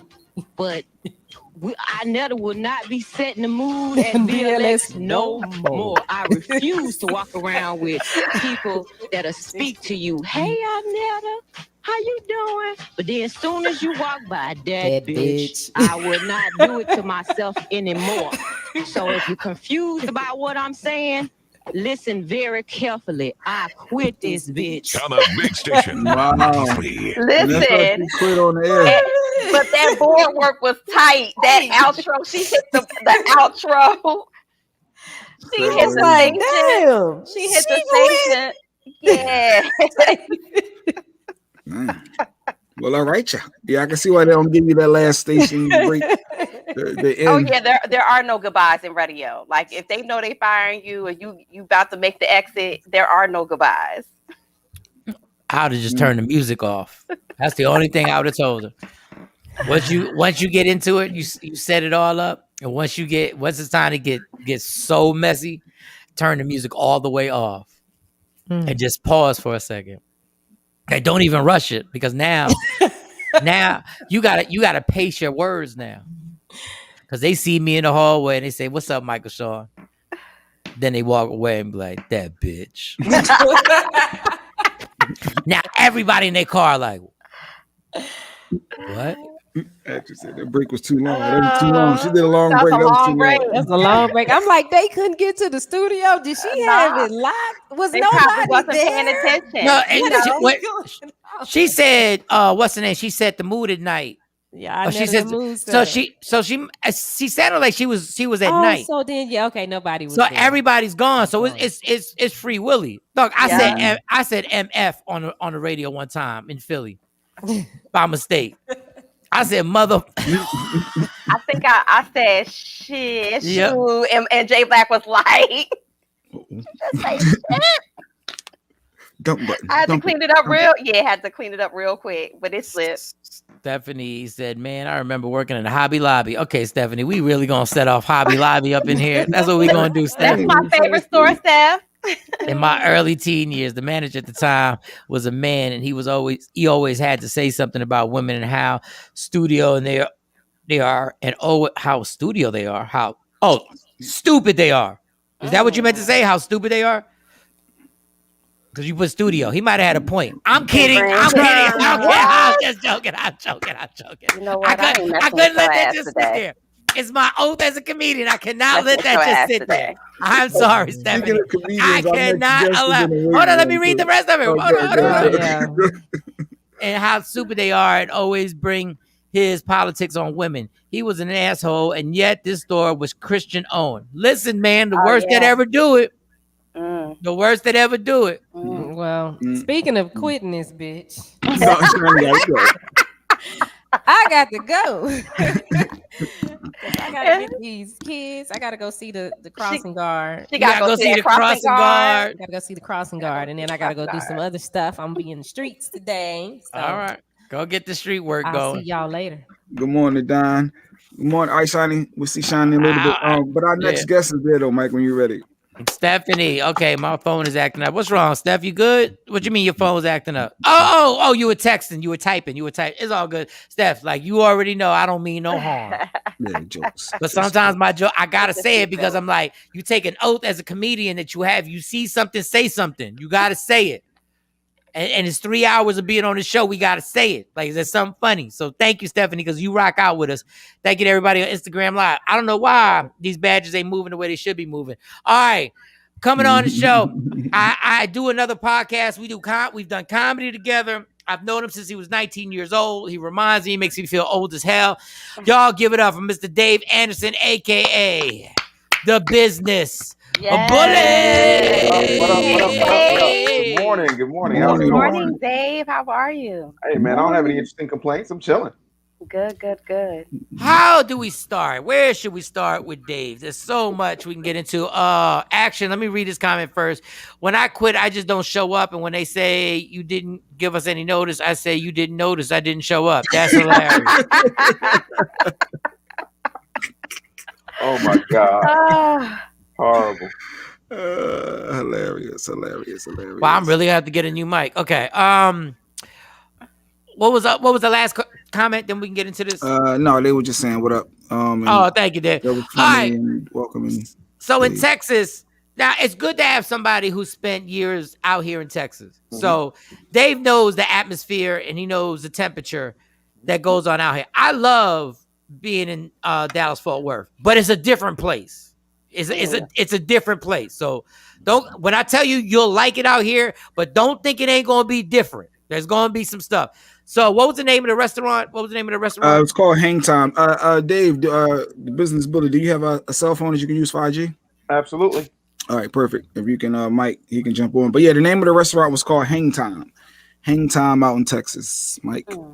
So it's Hang Time out in Texas at I'll wait till he actually, because once he goes, I'm just gonna let him go. Like I'm gonna let him go to the point where I might be able to take a Black and Mild break and come right back. Because he talks that ish. He talks like that. Yeah. I might. Gets a little deep into it, a little controversial. I'll be able to take an inhale, and I'll listen. I'll have the headphone ear like this. I'll still have the headphone in, so I'll be able to hear it. It's not that I'm not interested. It's just sometimes it's a good time for a Black and Mild. So, did you send your request? I did. All right, let me get you on here, Business Bully. We love you here in Dallas, Mike. Oh, Dallas. Kelly J said they love you out there in Dallas, Mike. Thank you, Kelly J. So, Hang Time is a restaurant. A couple goes in, white couple, so we can throw the race card out. Right. White couple. This is white on white bullshit right here. Sorry, I just had this white on white. So, they come in with a 4-month-old. They have every time I say that, my wife get mad. It's not a such thing as a 4-month-old. It's the same as 3 a.m. in the morning. 3 a.m. 4-month-old. Well, go ahead. He's not years old. What is it? He's just 4 months old. Oh, I don't know. She just calls me out every time. It's like a pet peeve for me. 4 months. I'm 4 months. 4 months old. I got it. Yeah, I get it. I get to take that Cali. I get it. I hate when but go ahead. 4 months old. Okay. Okay. So they walk. Chill. I got it. So they walk in and they all have masks on. So the waitress comes over and the waitress talks to them and says, "I'm coming over to talk to you because I'm a lot nicer than the manager." Who's also the owner. You have to leave if you're gonna wear a mask. Yes. So I just said so they have to leave, and it gets news headlines, everything like that. It's all over the local news and everything like that. It's all over social media. DL Hughley jumped on it, and all I said before you get into the rant, all I said was, this was bad. This was bound to happen. You know it's coming. Because if you kept telling people they couldn't go into restaurants without masks, you knew there was going to be the petty party that was going to come back at you, especially in Texas. Right. And I also said the crazy thing is that we're so petty as adults. The reason why the world's so bad is because adults run it. We're so petty that this guy took money out of his own pocket to prove a mass political view. He said, "Get out, I don't want your money." So they got kicked out for not wearing masks. Now, I will allow you to expand or expound on this subject, Dave, at the Business Bully. Yeah, I mean, you already know. First of all, Texas is not a state, it's a country. Right? You know, when I was in Texas, it was real clear. Like, who's the president? George W. Bush. Well, Obama got elected. Who's the president? In Texas, George W. Bush. So at the end of the day, right, Texans are not going to put up with any type of mandate. They are very big on their beliefs. Even the liberals in Texas are very conservative by comparison to the rest of the country. So at the end of the day, for me, it's a situation where I look at it like, yeah, this was bound to happen. On top of that, if I'm a business owner, it's my rules, it's my business. And, you know, on top of that, I think there's a bit of mass hysteria caused by the media and a whole lot of pseudoscience that has not really been fleshed out, and comparative data that has absolutely nothing to do with what we're talking about. Before I came in here, I just was watching something on the news, and they're talking about giving the jab to kids. And I'm like, well, ain't going to be my kid. You know, and then the news reporter was being very responsible. She said, well, what about people who look at long-term effects? And the guy slid it in so smooth. I swear he was a Memphis pimp. He said, well, yeah, you have to understand that, you know, vaccines have been around. We've got, you know, decades and decades of data on vaccines, and some vaccines absolutely they do cause side effects, and some of them are even death. But anyway you slice it, we're not really worried because once we get about 3 or 4 million kids vaccinated, we'll have all the data we need to prove that this is a safe and healthy thing. Listen, you're not going to play experiment with me. On top of that, what people don't like to talk about when it comes to masks is that breathing in your own air is going to lower your immune system, right? And if the immune system was so horrible, then explain why AIDS killed people over the past 3 decades. It's acquired immune deficiency, meaning lack of immune system syndrome. So I'm trying to understand when we just said, you know what, to hell with echinacea, to hell with golden seal, to hell with elderberry, to hell with vitamin C. The FBI actually went in. You can go look up this yourself. The FBI actually went in to a bunch of holistic places that were given intravenous vitamin cocktails, primarily of vitamin C and vitamin D, which is known to boost your immune system. And they didn't give any explanation as to why they were taking those supplies out, except for if you cure something, then there's no money to be made. Also, your president has been I got kicked out of IG. Yeah, get you back on IG. Yeah, your president has been the second largest recipient of pharmaceutical money. Your head of vaccines, Dr. Fauci, and all these hip hop DJs are coming, well, we've got Dr. Fauci on. You are a moron. Dr. Fauci killed more people during the AIDS epidemic than AIDS did. Dr. Fauci is also in the pockets of Moderna. He's one of the major stockholders there. So you have to start following the money. And maybe it's just me being a skeptic. Maybe it's just me being a business person. But wherever you find the money, you find the answers. So yeah, you don't get to experiment on my 6-year-old. So yeah, as far as masks go, if it's my place and I say no mask, no mask, like you can choose to be there or not. The funny thing is when you said about the financial situation, I had to watch this law. Listen, I've been trained like everybody else to have a short attention span, which is something that we have to fight.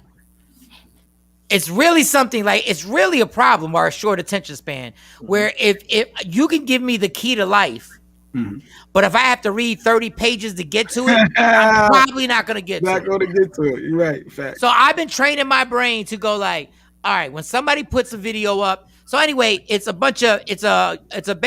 like a UN of doctors.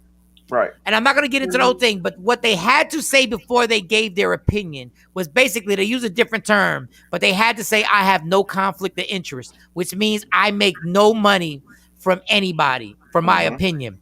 I have no association with any pharmaceutical company or any medical-based company. So before they said that, they had to say, I have no connection. Basically they were saying, I have no checks coming in. If somebody is cutting you a check, who's somebody I really dislike, y'all? Who's somebody I really like? I'm trying to think or something that I really dislike. Okay, Trump. Let's say Trump. I really dislike Trump, right? If you cut me a big check, I may still dislike him, but I'm going to curb my enthusiasm against him. You're going to curb the opposition of. Yes, I am not going to use the same adjectives that I would use. I will still be I'll be instead of saying I don't like him, I'll be well, I don't agree, but we both have different views on this. You're just a sellout. You're just a sellout, basically. That's what you're selling out for the money. But this is what I'm saying. Fauci is getting paid by somebody. I don't know what link it is. I'm not smart enough. I don't know the inside story. But there's a check getting cut to him by somebody. He's been credible for many years prior to this. You think he's just going to throw his career away just to lie? He went against Trump. He went against the masses at that point, everyone in his office. So you think now he still has a secret agenda? Yes. And it's not very secret. All you have to do is Google. First of all, he's in the pocket of Moderna. 1, 2. If you go back to the 1980s, there was a drug called AZT that Fauci was one of the biggest advocates for. And there were a bunch of LGBTQIA plus people who rallied and was calling for his resignation because they got served a trick bag. It was killing their kidneys, it was killing their livers, and it did not do anything to stop the onset of HIV converting to AIDS. So Fauci actually has a dog in the fight. And let's not even get started on his wife. His wife is in charge of the National Center for Infectious Diseases. So yeah, like when you run the data, he's already in pocket. Oh, and by the way, when it comes to politicians, all of them take money. Every last one of them, even the ones you like, even the ones you think you agree with, whose agenda you don't know because you never bother to read the agenda. No, so Fauci has been an expert for a long time, and guess what? He's been making money for a long time. He's been a multimillionaire for a long time. So, but what do you say to those people that say this is just all conspiracy? Everything you're saying, Dave, you're just conspiracy. You're just going against what the masses are you know, what it is, the reality. Okay, here's the thing, right? I don't have a reason to lie, and on top of that, you're entitled to your own opinion. You're not entitled to your own facts. And at the end of the day, facts are facts. You can look up, all you gotta do is put in Dr. Fauci AZT, and everything that I'm saying will come up absolutely true from very credible sources. You can look up the fact that right now, the same government is literally, and this is not a conspiracy theory, you can find this on CNN, you can find this on WGN, they're literally trying to create stems of this vaccine in lettuce and in spinach to get you to eat it. So there's a lot of things that are happening. There's a difference between a conspiracy and a conspiracy theory, right? On top of that, if you look at 2018, when Bill Gates gave that TED Talk and he started talking about how vaccines, if there was some type of thing, could easily, you know, temper down this population thing, then vaccines is one of the best ways to control population by about 15%. I didn't say that. I didn't make that up. I'm not that talented and I'm not that connected. So you can write it off as you want to, but keep in mind, even when people say, "Oh, well, the CDC this and the CDC that," the CDC had a name change after around 1974 because for 40 years they allowed the Tuskegee experiment to go on, and the government went as far as to tell people who went to see their primary care physicians, "No, they're in the middle of a study. Don't give them anything to treat this." So again. I want you to come back on IG Live. I don't know. I don't know, Business Bully. I don't know what you're doing. Every time he talks, he gets shut down off IG. I don't know what's going on. It's coming after me. It's IG, the IG police coming after you. You know, I'm a sellout for real. The views and opinions expressed by Dave, the Business Bully, are those of Dave, the Business Bully, at the Business Bully. That would be shut down the show. I don't even know what at name. You need his dude. Real talk. IG, Instagram. Look at me. I don't even know him. I just feel like everybody. I feel like everybody should be able to speak their piece. And hey, who am I? Who am I to stop somebody from speaking the truth? I mean, his opinion. Who am I? Like who am I to do? So when it gets to it's really weird because when you mentioned earlier about the Texas restaurant, we were talking about it and you're like, well, I own the restaurant, so it's my rules. And I get it. Like, you know, no shirt, no shoes, no service. I get all that. But then when the government said shut down during COVID, everybody shut down. Yeah. And it was no longer your business. Right. That's where I started getting confused. Because the government said, you know, there's a way we can override that whole thing about it's your business. Right. So I don't, is it that Texas, I guess because Texas doesn't have a mandate on masks. If the governor said, we're going to have a mandate, everybody has to wear a mask. Now, I don't even know if you know the answer. I'm just asking because I don't know the answer. If Governor Abbott says there's going to be a mandate, everybody has to wear a mask, then you as a business owner, then you have to comply. You comply to that. Am I correct with that? Right. Absolutely. Some things are federal mandates that you can work around, and there's certain things that if the state mandates it, you kind of have to do it. You know, there was a time in this country, you know, when you and I were much younger, where seatbelts weren't the law, where you could drive around without insurance. And then all of a sudden, it just became a situation where this is what it is on a state, local, and federal level. So that's the difference. Also, anytime the government says that something is for the public welfare or for the greater good, they could declare martial law right now.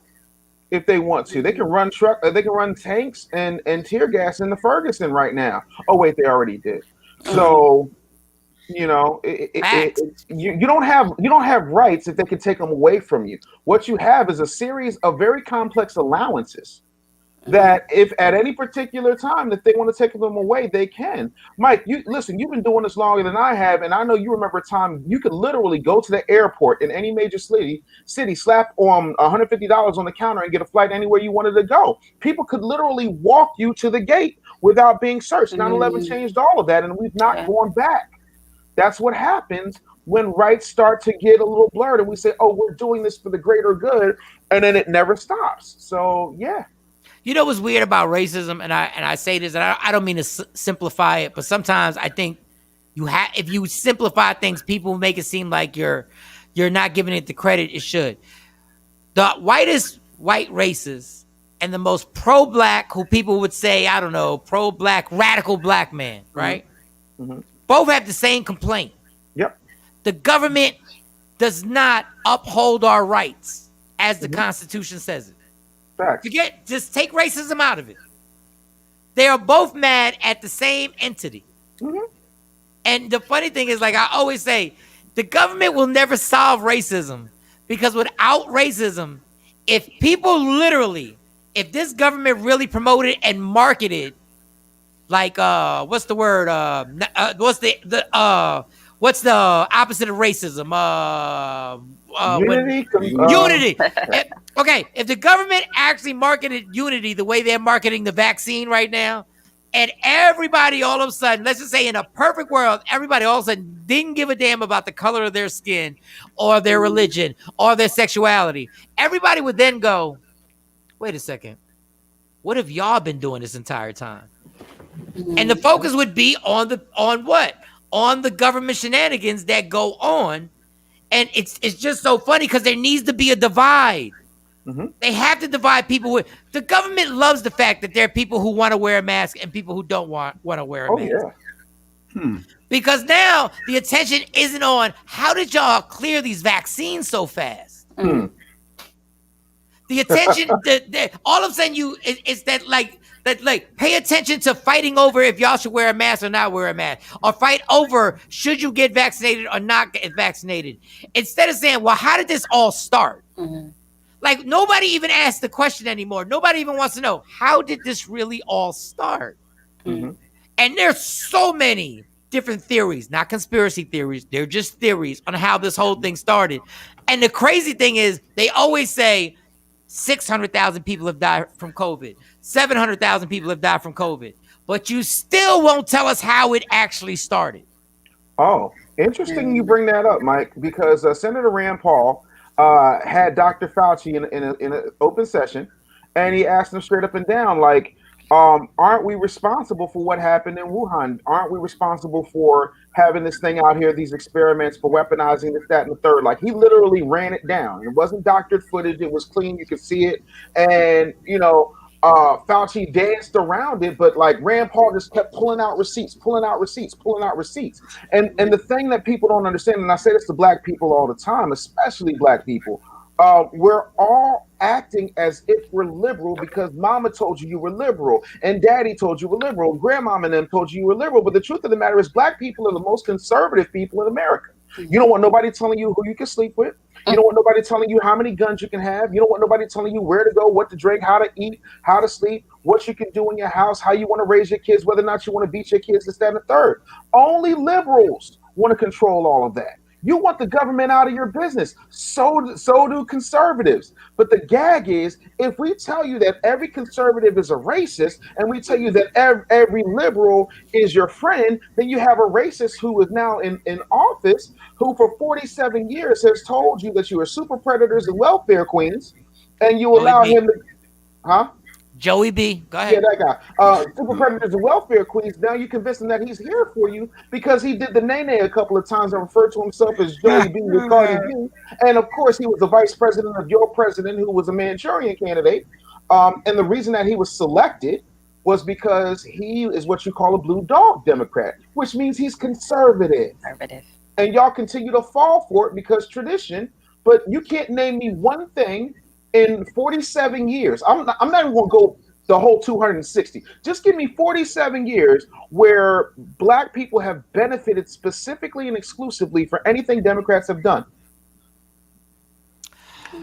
So Dave, I get it. So Dave, you're like Mike, then you're thinking that Joey B is part of the problem and not part of the solution. Like you still think he shouldn't be given more time to help fix what he was inherited from Trump. Give him more time. Years. Yeah, 47 years. And I'm so sorry. You have to see, this is the problem. I don't rewrite history, I recite history. This is the same man, along with Barack, who, when black people were suffering because of illegal redlining from places like Wells Fargo, Chase Manhattan, TD, the whole nine, you know what they went and did? The first thing that they went and did? First, they cut the stimulus checks that George W. Bush gave everybody. Then they went and bailed out the banks, even though they didn't bail out the people who are over under in their mortgages, primarily black and brown people. Predatory lending. That's what I'm talking about. You're not coming at Barack too, are you? Wait. Absolutely, I'm coming at Barack, because what has he done specifically and exclusively for black people other than lip service? And I'm gonna let you talk. It just feels weird when you come at Barack. It just feels weird because you're in love with symbolism and not facts. If I went and raped your wife, I don't give a damn. You wouldn't give a damn that I was black. You would give a damn that I was the rapist, and you wouldn't like the fact that I raped your wife. This man has literally allowed the government to use him to rape us from a financial standpoint. Oh, and by the way, this is the same administration that went to Flint, had a whole thing where in two different places at two different times, Barack said, "Oh, you know what? I'm thirsty. Can I get a glass of water? Not a bottle, which is what most presidents ask for. Let me get a glass of water." And he said he drank it. So, "Oh, yep, no, it's safe." And the water was still not safe.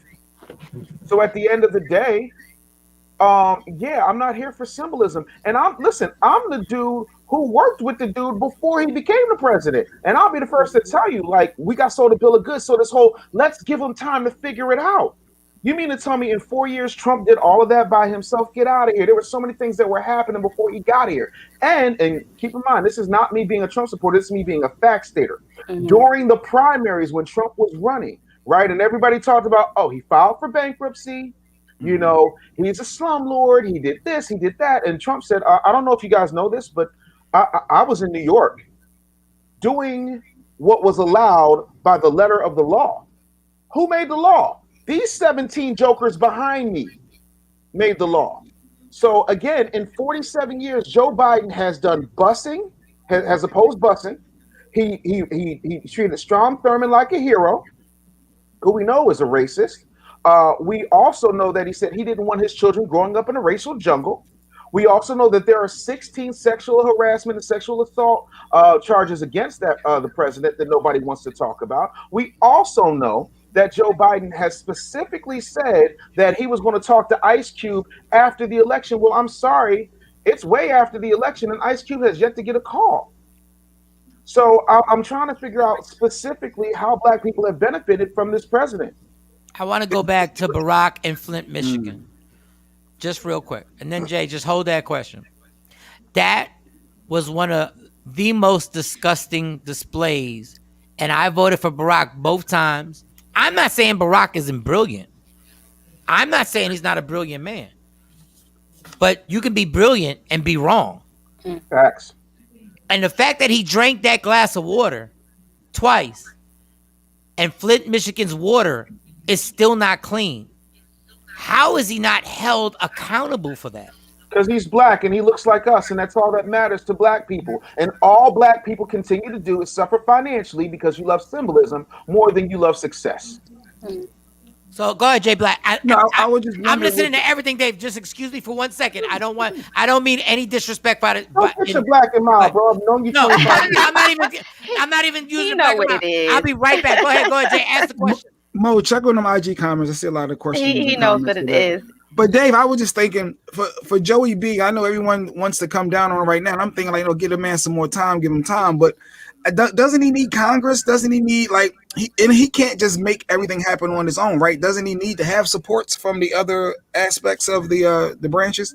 Well, I mean, I think that's a great argument if we're going to play the whole Schoolhouse Rock. I'm just a bill. Yes, I'm only a bill. And I'm sitting here on Capitol Hill. You know that right after he took the oath of office, he had 17 executive orders, literally 20, not even, literally 96 hours after thanking black people for getting him in office. He did not have any of those executive orders for us.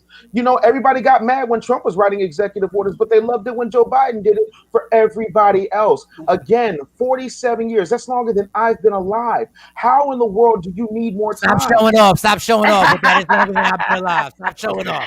Go ahead, Dave. But no, I mean, how much more time do you need? Like, what's a fair amount of time for some type of action, especially when they say, "Oh, you guys never come to us with an agenda." I put up an agenda. Tariq Nasheed put up an agenda. Yvette Carnell put up an agenda. Ice Cube put up an agenda. Everybody put up agendas based upon what it is we need as black people from our own perspective, from our own lens, putting up our own money and the money of individuals who feel the same way. And yet, and still, none of those have gone answered. How much time do we need for that? So what do you say to the people that say the Republicans, they ride out with each other? No matter how wrong Trump was, they had never admitted it. Democrats, we will go after each other and not support our candidates, our people. Is there a difference within? Do you see a difference between the Democrats and Republicans when it comes to that? Absolutely not. First of all, if you go back again, I don't rewrite history, I recite history. Everybody made Donald Trump sign a covenant to not compete, which is if you lose the primaries, you can't run as an independent and split up, right? When I look at Mitch McConnell had horrible things to say about Donald Trump. When you look at, oh, I can see him, he's so damn an ugly man. Oh, he's Cuban, he looks like a troll. I can see him clear as day.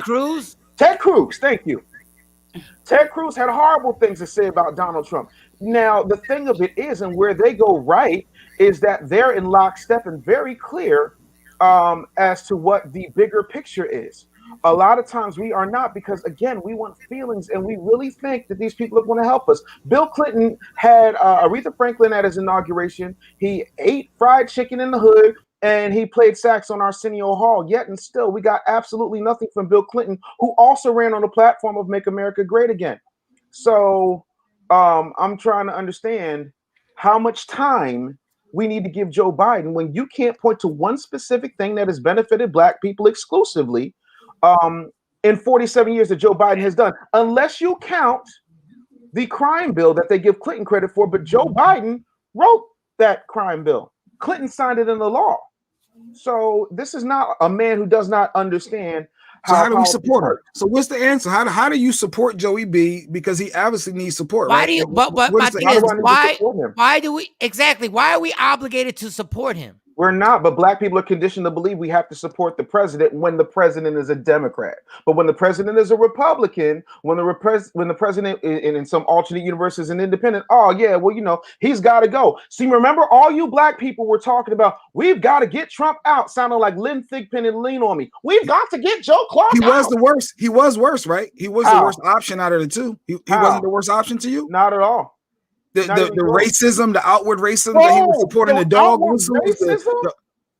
Joe Biden has been on record in sessions of Congress and Senate referring to us as niggas. He said he's not supposed to have his kids in a racial jungle. He also said that black women benefit solely from the government assistance, when the truth of the matter is white women are the most beneficiaries of government assistance. He coined the term welfare queens. You have the unmitigated gall to talk about how one's a racist and the other is not. Those are facts, by the way. That's not my manifestation of CNN, MSNBC, Fox News, and all these outlets. What has happened is that it's just rooting for your team. Mm-hmm. That's all it is. Yep. And there are no facts. And what happens is, and I said this with Dr. Smith, I hate the fact that we're manipulated by a common ground. Do I like Trump? Nope. No.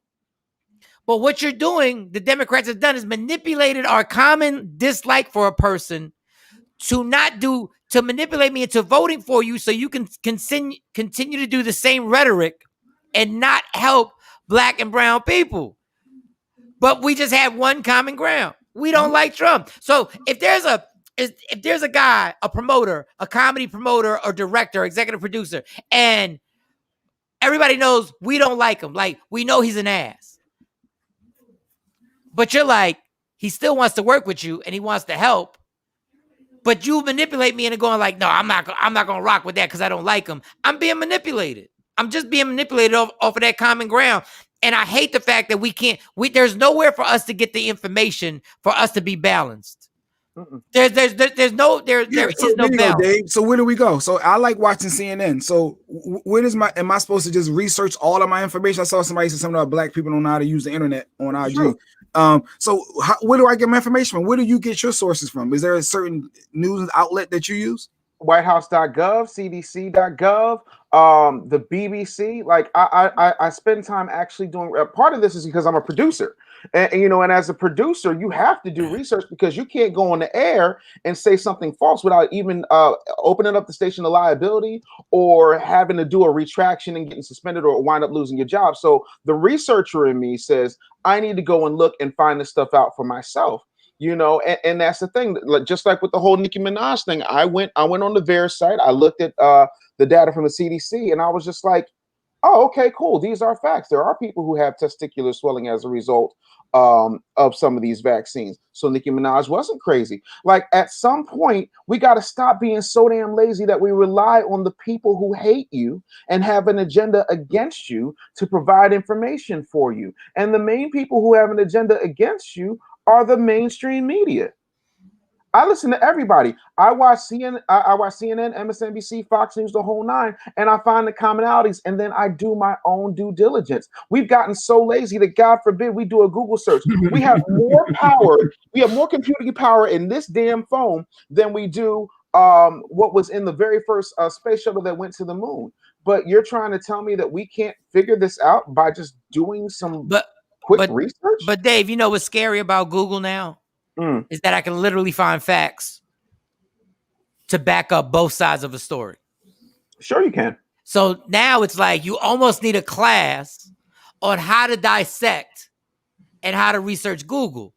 So it gets more complex for the average person who's already has a whole plate full of life. You're trying to raise kids. You're trying to make ends meet. You're trying to actually deal with the mental health of your children, your mental health, your wife's mental health. You're trying to deal with everyday life. Now I'm trying to get information. Now I'm trying to dissect Google because I can't trust Google. So it's like they've overwhelmed everybody, and it takes it. And you're right. It takes a discipline to actually be able to do. Bless you. It takes a discipline to actually be able to do this research, but the system has made it that everybody is overwhelmed. So it's like when you got powers like CNN, Fox, MSNBC, and all these outlets, they make it so easy just to display something and you just inhale it. You know what I'm saying? Like it's a difficult task. Wow, that's a great comment, Kathy Black Miles. I like presidents with class and have compassion for the American people. A president shouldn't be a liar, outward racist, cheater, and should have knowledge of the job. Oh, you mean like Bill Clinton? Because he did all of those things. And then some. Oh, yeah, and by the way, you don't recall that Bill Clinton sat up there and blamed black people for the crime bill as if he didn't sign it into law and Joe Biden didn't write it. He also cheated on his wife. He also lied to the American people, and he was an outward racist. People forget Bill Clinton was the governor of Arkansas and had some of the most racist policies on the face of the planet. Not only that, Hillary Clinton was a Goldwater girl. If you know anything about Goldwater, he was a card-carrying racist. Oh, and by the way, Hillary Clinton's favorite hero, Margaret Sanger, the chief eugenist, the one who wanted to depopulate black people. So, yeah, I mean, we could do this all day. They're all racists. And the ones who aren't racist benefit inherently from racism because it is a system. So, like, if we're going to do that, we need to be very clear about what we're talking about, not just what fits our narrative and feels good to us. I would rather have my racists out in the open. And if you lived in Texas for longer than 5 minutes, you would completely understand what I'm talking about. Now, I saw somebody go ahead, Mike. No, go ahead. No, they were talking about the Haiti thing. I was going to get his thoughts. So go ahead, keep it where you're going. Because they were talking about the Haiti, and those images are out with the guy on the horse, the white man on a horse, with grabbing up the people that made it over from Haiti. They're barefoot running around. They rounding them up on horses and looking like slavery days. And I guess they made it over. And I guess you could break that down and explain. Once you make it here. Can I ask you something? Where is this going on at? Where is this going on at? This is at the southern border. Southern border. Now, there's the southern border. This is going on at the southern border right now under Joe Biden. Under Joe Biden. But you want to talk to me about racism because you didn't like what Donald Trump said. Okay. I didn't see Donald Trump put anybody in whips. Oh yeah, and those cages that y'all like to talk about at the border, those were sanctioned, created, and authorized by Barack and Joe Biden. But we don't want to talk about that either. You know, like it's only racism when it fits your guy, and that's what I don't like. Clinton did not have compassion, and he did not have knowledge of the job. Anybody who becomes a president, it's their first time doing it, and you don't know what it's like until you actually do the job. Listen, I got a boxing simulator at home, right? I know good and hell well, like I could whip Ivan Drago in the Creed game. I don't think I could whip Ivan Drago in real life. I am not ready to take on Floyd Mayweather. Like, so there's a difference between thinking you understand something versus actually doing it. And nobody has that experience. That's why they all look tarred and feathered by the time that they're done. So like, we got to stop that. And I just think like it. We're so far, or how can I say that? We're so far from being able to use any type of critical thinking about anything, because everything, we always go back to our feelings and our emotions. But the critical thinking is, what are the facts? Mm-hmm. And facts, like what you say, I don't make up facts, I just recite. You know, I don't rewrite history. I recite it. I recite history. Yeah. And the facts are scary because when you start going fact for fact, you start realizing there really ain't much of a difference. No. Of who's going to be the president. But my whole thing is, where was everybody in 8th grade social studies? Do you not remember what they told you? See, this is the gag. Politics is the closest thing that we'll get to real life professional wrestling, because there was a point in history, you can Google this for yourself, where it was called the Democratic Republican Party. And then the party split. Because there was a bunch of other parties way back in the day, and the two most prevalent parties were the Democratic Party and the Republican Party, which split off from each other. Sort of like how you have AKAs and Deltas. You know, one split off from the other. This is the thing. So left wing, right wing, same bird. So, you know, you don't get to say this person's a racist and then not hold this racist accountable because this racist says it to you in a nice way. Jim Jones was real convincing of getting a whole bunch of black people to drink Kool-Aid. It doesn't mean that Kool-Aid wasn't laced with cyanide, no matter how nicely he said it. And that's the thing. I think we got to go beyond race and start talking about this classism situation and how everybody is trying to keep their money up and not really do anything to help people get to the next level. That's why they tell you a bunch of stuff that doesn't make sense at all. So expand on that. So what do you mean by that? Okay, so here's what I mean, right? If I keep you broke, I don't ever have to worry about you coming into my neighborhoods. I don't ever have to worry about you mobilizing. And then all I got to do is throw you a bone or put somebody in place that's going to disrupt your situation. The NBA almost got shut down last year because LeBron was like, "Oh, we're out," and then he got a call from somebody Barack, and Barack was like, "Oh, wait, hold on, what? Nope, wait, oh, LeBron, there's a better way, and you're in the bubble, and we need to keep people calm and do those things." So all of a sudden, you know, that gets stopped. Right? Whenever there is a revolution, it gets stopped. That George Floyd thing woke a lot of folks up.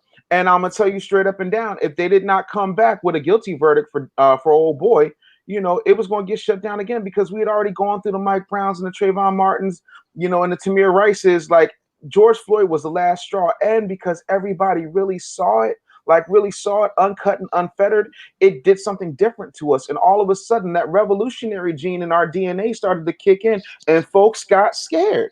And then the poor white people joined in. And you know why the poor white people joined in and the poor and disenfranchised brown people joined in? Because they realized that if they can do this in broad daylight with a bunch of white cops standing around and an Asian cop standing around, guess what? We could be next at any given time because it's about the money.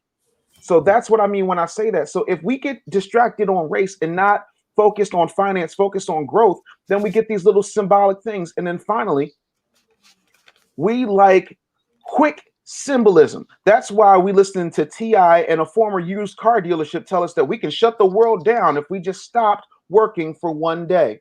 as if we didn't go get our gas the day before or stock up on groceries the day before or get our gas the day after and stock up on groceries the day after. The Montgomery bus boycott lasted 381 days.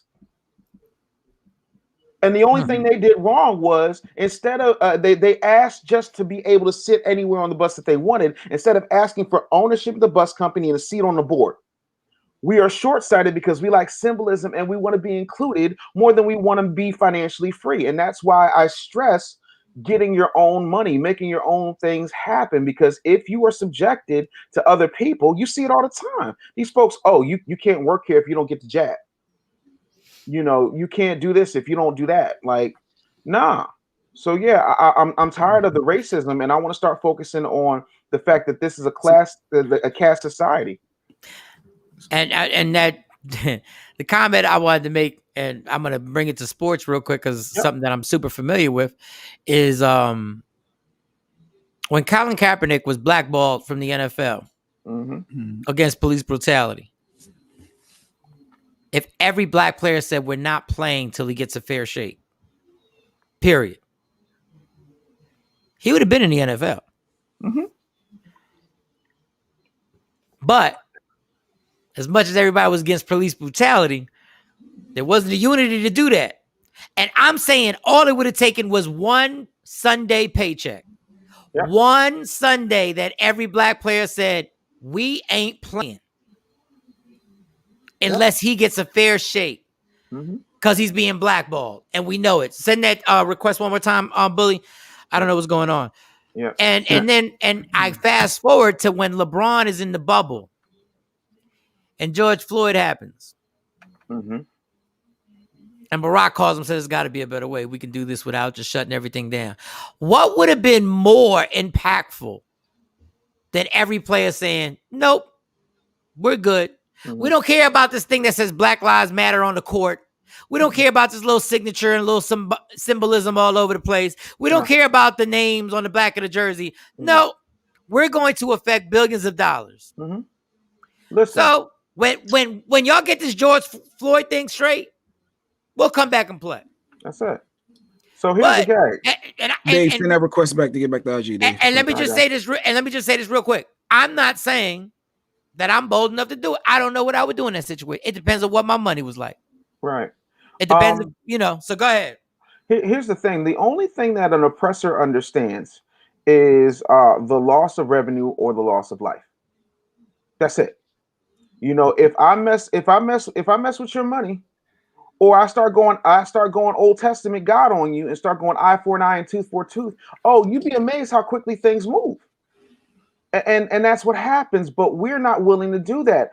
So our grandparents had no problem, not all of them, because a lot of them sat on the sidelines and did absolutely nothing. But a lot of our grandparents' generation got dogs sicked on them, hoses poured on them, got their asses whipped, got lynched the whole nine for the rights to just have a little bit of dignity. What people don't understand is all I got to do is get one of y'all to turn. All I got to do is get one of y'all to turn. Jackie Robinson leaving the Negro Leagues and going to the majors was the worst thing that happened to black baseball, right? 106 in Park was the worst thing that ever happened to TRL, right? All I got to do is get you to focus on this thing over here so I can leave this thing pure and white. Or all I got to do is get you to focus on white adjacency sitting at my lunch counter, and then you'll abandon the black-owned hotels. All of my aunts and uncles, my mother was the only one who was born in a white hospital. Everybody else was born in a black hospital to a black doctor. Black butchers, black everything. Everybody starts talking about desegregation, but they don't talk about what desegregation did to financially destabilize the black community. In every major city, there's a little Italy, there's a Koreatown, there's a Chinatown. Where's Brothertown? I just want to know. And I see a lot of people talking about school and history and being taught. It makes me think about the critical race theory and that whole aspect. I guess, what are your thoughts on the critical race theory being taught in school, not trying to change history but be taught what real history is to the kids? I think critical race theory does what civil rights does. It dances around the subject because they like these terms as long as they don't have the word black in them.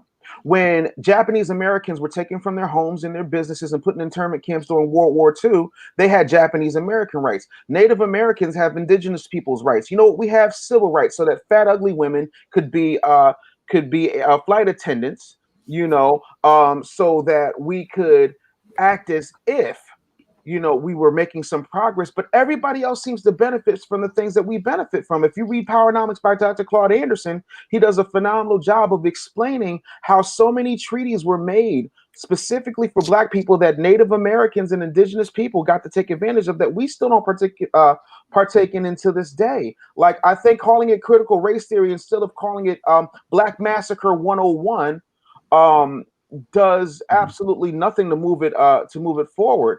And the other part of it is telling white people, oh yeah, you're bad. Like, they know inherently historically what they've done because they've done it on each and every continent. I've been to Ghana. They're colonized as hell.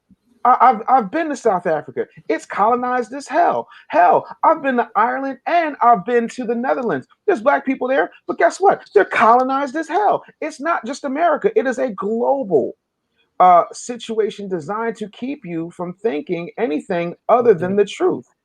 But Bill Maher, quote, said, I don't have a problem with critical race theory, but if you're going to teach a class that tries to say that white people are oppressors, then I think that's wrong.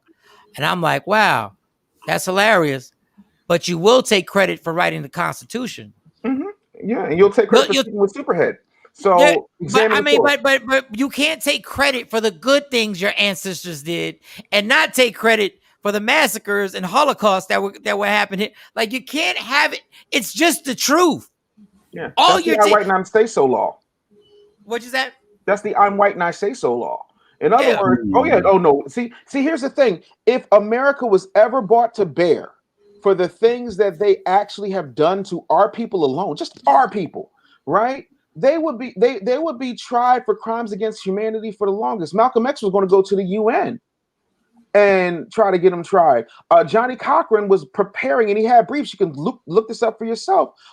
Getting ready to sue the United States government on behalf of Black people for reparations. And you know good and hell well Johnny Cochran was going to win. Snoop Dogg, O.J. Simpson, Michael Jackson. You already knew this was a fait accompli, and then all of a sudden he mysteriously died. I'm not saying anything other than it just, you know, when things get ready to happen, people mysteriously die.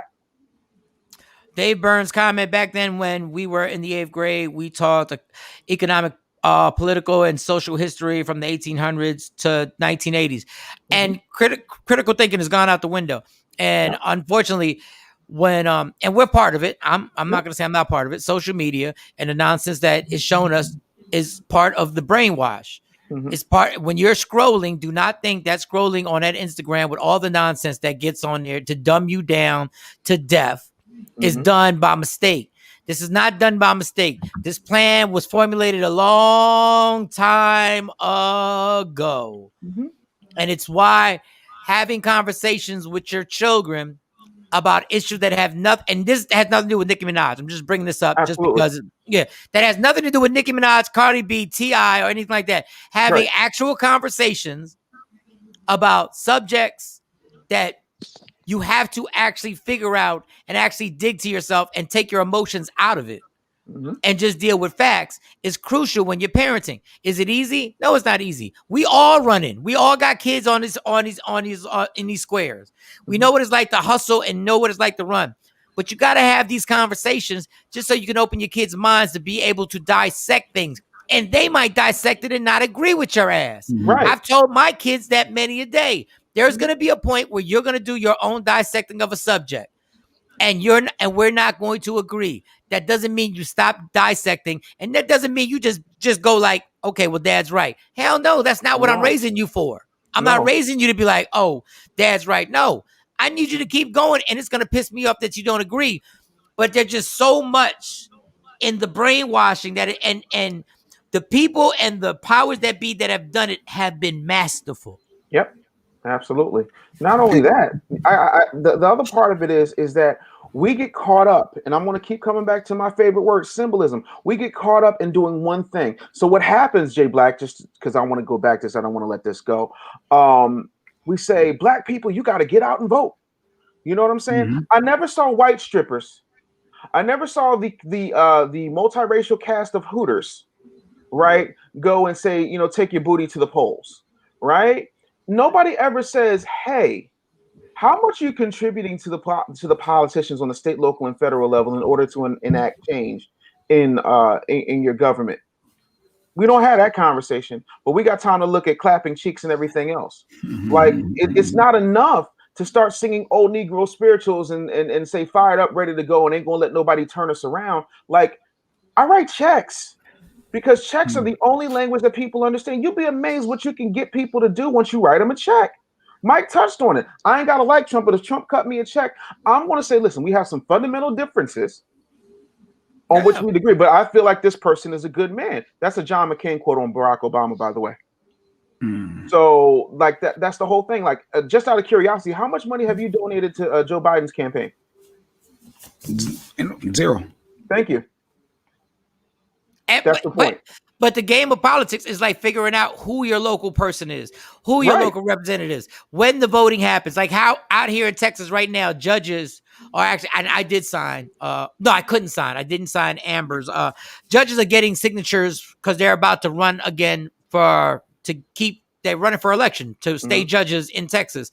There are a lot of African American, especially a lot of African American women who are judges. So it's like having to do your research. Tam, good point, Michael Shaw. My young men do their own critical thinking and research, and we give their opinion on what and how they want to vote and opinions on politics. And I hate to bring this up. I don't hate to bring it up, but I hate to beat this horse because it's the artists are victims. But hip-hop is the worst thing for us, y'all. Mm-hmm. Who owns it? Hip-hop is the worst thing for hip-hop. The ignorance that it continues to brainwash us with is one of the biggest weapons is being used against us. If you go to just a regular club and you watch the ignorance in a regular nightclub, you just gag and go like, dog, we can never win because we are infiltrating ourselves with the wrong messages that are destroying us ourselves. And I love hip hop. But we just, and I love Fat Joe, but we got songs, make it rain on these hoes. Make it rain. Make it rain. Hey. And you party. And that's light work. Right. That's light work. Right. And I love Fat Joe. Put a pill in the drink. She ain't even know it. Like, I mean, we could do this all day. We're all my niggas with the rubber grips, bust shots. And if you with me, I'll rubber your tits and whatnot. But Oprah sat up there and for 45 minutes berated Ludacris, who is a party rapper and a really, really nice guy, but had no problem going to the Marcy Projects with Jay-Z, who's a known drug dealer. See what I mean? Like, and then on top of that, who owns it? So you got Leor Cohen. You got Clive Davis. You've got Jimmy Iovine. Do you know Jimmy Iovine owns more of Beats by Dre than Dre does? Oh, yeah. Well, I mean, he did before they sold it to Apple. He made more money off of that than Dre did.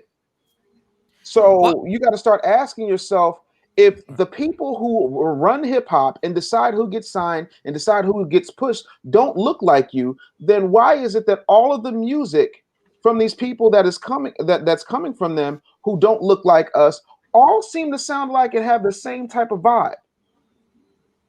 Because it's entertainment. That's what they're going to tell you. It's entertainment. What you really are supposed to separate that from a movie to a video game. Public Enemy was entertainment. Public Enemy was entertaining. Where's the Public Enemy today?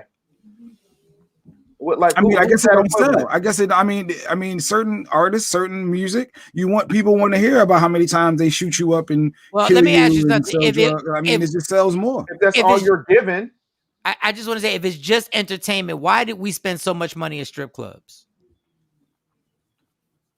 Who exposed us to it? You saying hip hop exposed the stripper? Why do people buy pit bulls and Rottweilers? It protects you from the criminals trying to stop your decimals. Why do young women and women in general dress the way they dress? So I think you try to blame hip hop for a lot, but I'm not blaming. He's not blaming hip hop. He's blaming an entertainment industry. And make no mistake, it is an industry that has a particular agenda. And if it was even all across the board, This doesn't happen in country music.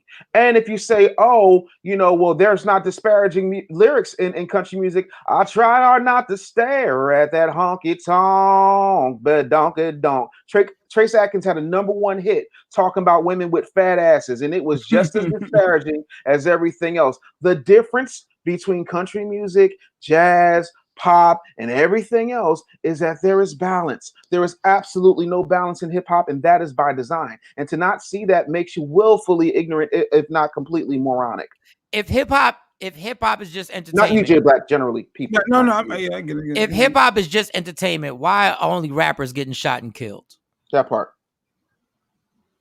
I just want to know. If hip hop is just entertainment, why are only rappers getting shot and killed? Drake doesn't rap about killing black men. Yes, he does. You want to mess around and make a brother catch a body like that? Try again.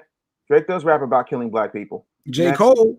We got J. Cole out there, right? No, I'm not saying they are exceptions to every rule. What I'm saying is does not disprove the rule, though. But don't say that hip hop is just entertainment, because we have not used it as just entertainment. We've actually lived hip hop almost harder than we've lived any religion. We dress, talk, walk, use certain words. Our aggression, our way we handle disputes have been based on the scriptures of hip hop. What about the new Jay-Z? Somebody brought up Hove Now. Like the Hove Now is not talking that same talk, right, Dave? You can admit to that? I can admit to that, but also he's a 50-year-old man. On top of that, he's a billionaire. On top of that, 444 isn't his most critically received album. Hell, it's not even in the top 10. So I contend to you, him doing that now really doesn't make a difference. Well, I will disagree there, because I think there is a difference, because when there are going to be people my age who listen, who I feel will understand how hard to keep a marriage together is. I don't think people understand. No. I don't think people understand how important that is. I don't think people understand to have a Jay-Z and a Beyonce go through that public dispute and go through everything they went through and keep it together. That is a positive thing. Of course it is.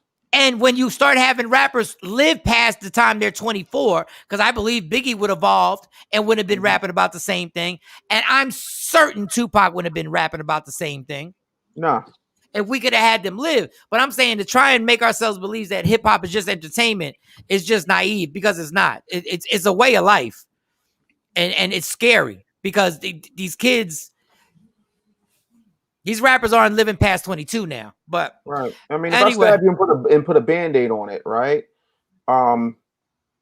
Me putting the Band-Aid on you is supposed to, fix the fact that I stabbed you?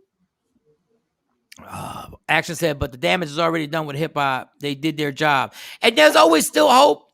These younger kids, I see these younger kids, but I get what you're saying, Action. I see these younger kids trying to change the wave, but it's tough. But if you don't own anything, how can you change it? And that's a major obstacle. And I did see a bunch of comments for the Haiti thing, just to clarify. Yeah. We did hit on it, but I guess for those that may not understand, Dave, if I make it over to the border and I made it here, are the U.S. supposed to allow me that opportunity to become a citizen once I made it and I'm here? Because they talking about them getting with the whips and the guys on the horses again. Like, once you make it here, are you supposed to have that opportunity to stay? Not necessarily. What you can do, though, you have a right to request asylum. Because when you request asylum, what you're saying is you're leaving your country because the conditions and the situations in your country are those that hinder on your ability to live any type of safe lifestyle. The other part of that is there's still a process to become a citizen. But here's the thing, and this is the hypocrisy of America, which is the problem with Haiti at this point when it comes to America, right? You have these people out here whipping on horses like it's 1842, black people, yet and still they're chartering planes for Afghan refugees because for 20 years we replaced the Taliban with the Taliban. So if in fact there is a policy across the board, and America is supposed to be, this shining example, give me your tired, your poor, your huddled masses yearning to breathe free type of country, then why is it one set of rules for the Mexicans, one set of rules for the Afghanistans, and let's just whip the niggas when it comes to the Haitians? And let's remember the pictures that you're seeing about what's the disgusting treatment of Haitians right now are disgusting. Let's show the video of what's going on in Haiti, right? And what we're ignoring. Right. You mean Haiti that Bill Clinton basically destroyed and disrupted? That Haiti? Yeah. Okay. Let's do that, and let's remember this is going on the border. Just to let y'all know, both parties will use the border on a way to get elected. It's the same shit. It's the same travesty going on at that border under each administration, Republican or Democrat. You want to blame the Republicans for babies being missing? Disgusting. You want to blame Democrats for Haitians being whipped by people on horses? Disgusting.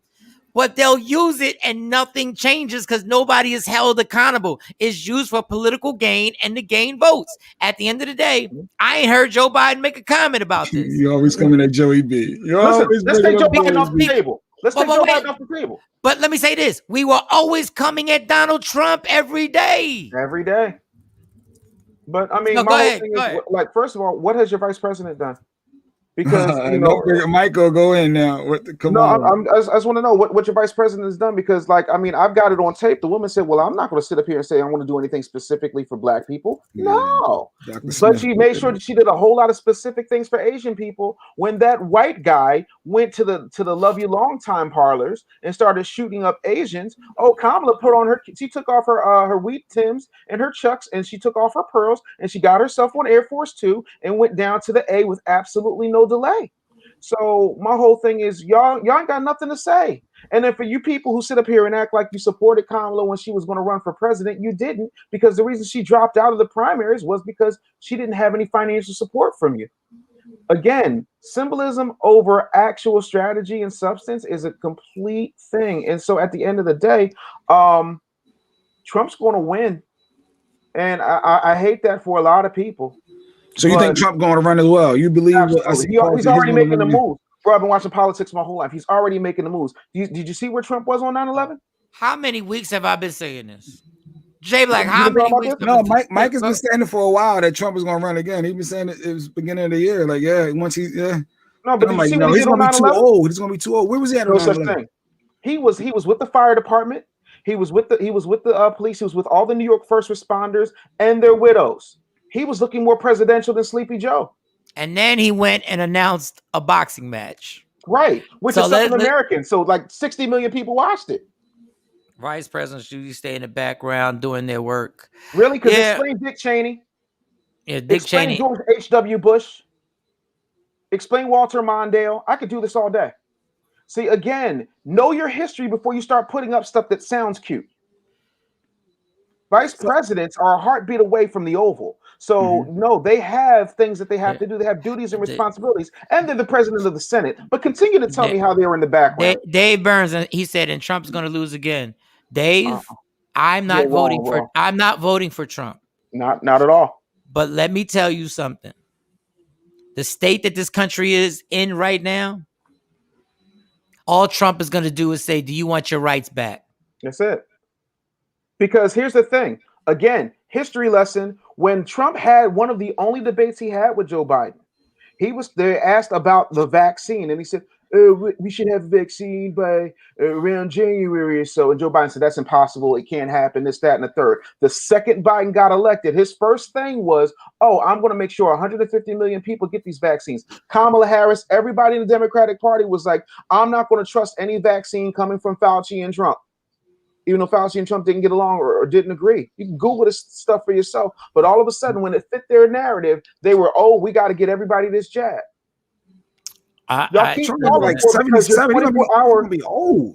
He's going to be super old. I thought age meant like 77-year-old president, like coming in office. But you know what the crazy thing is? Like that was not supposed to be our only hope. They told us that he was going to go to jail once he left the White House. They told us they were going to nail him for the tax situation in New York. We still haven't seen his taxes. We still haven't seen his taxes.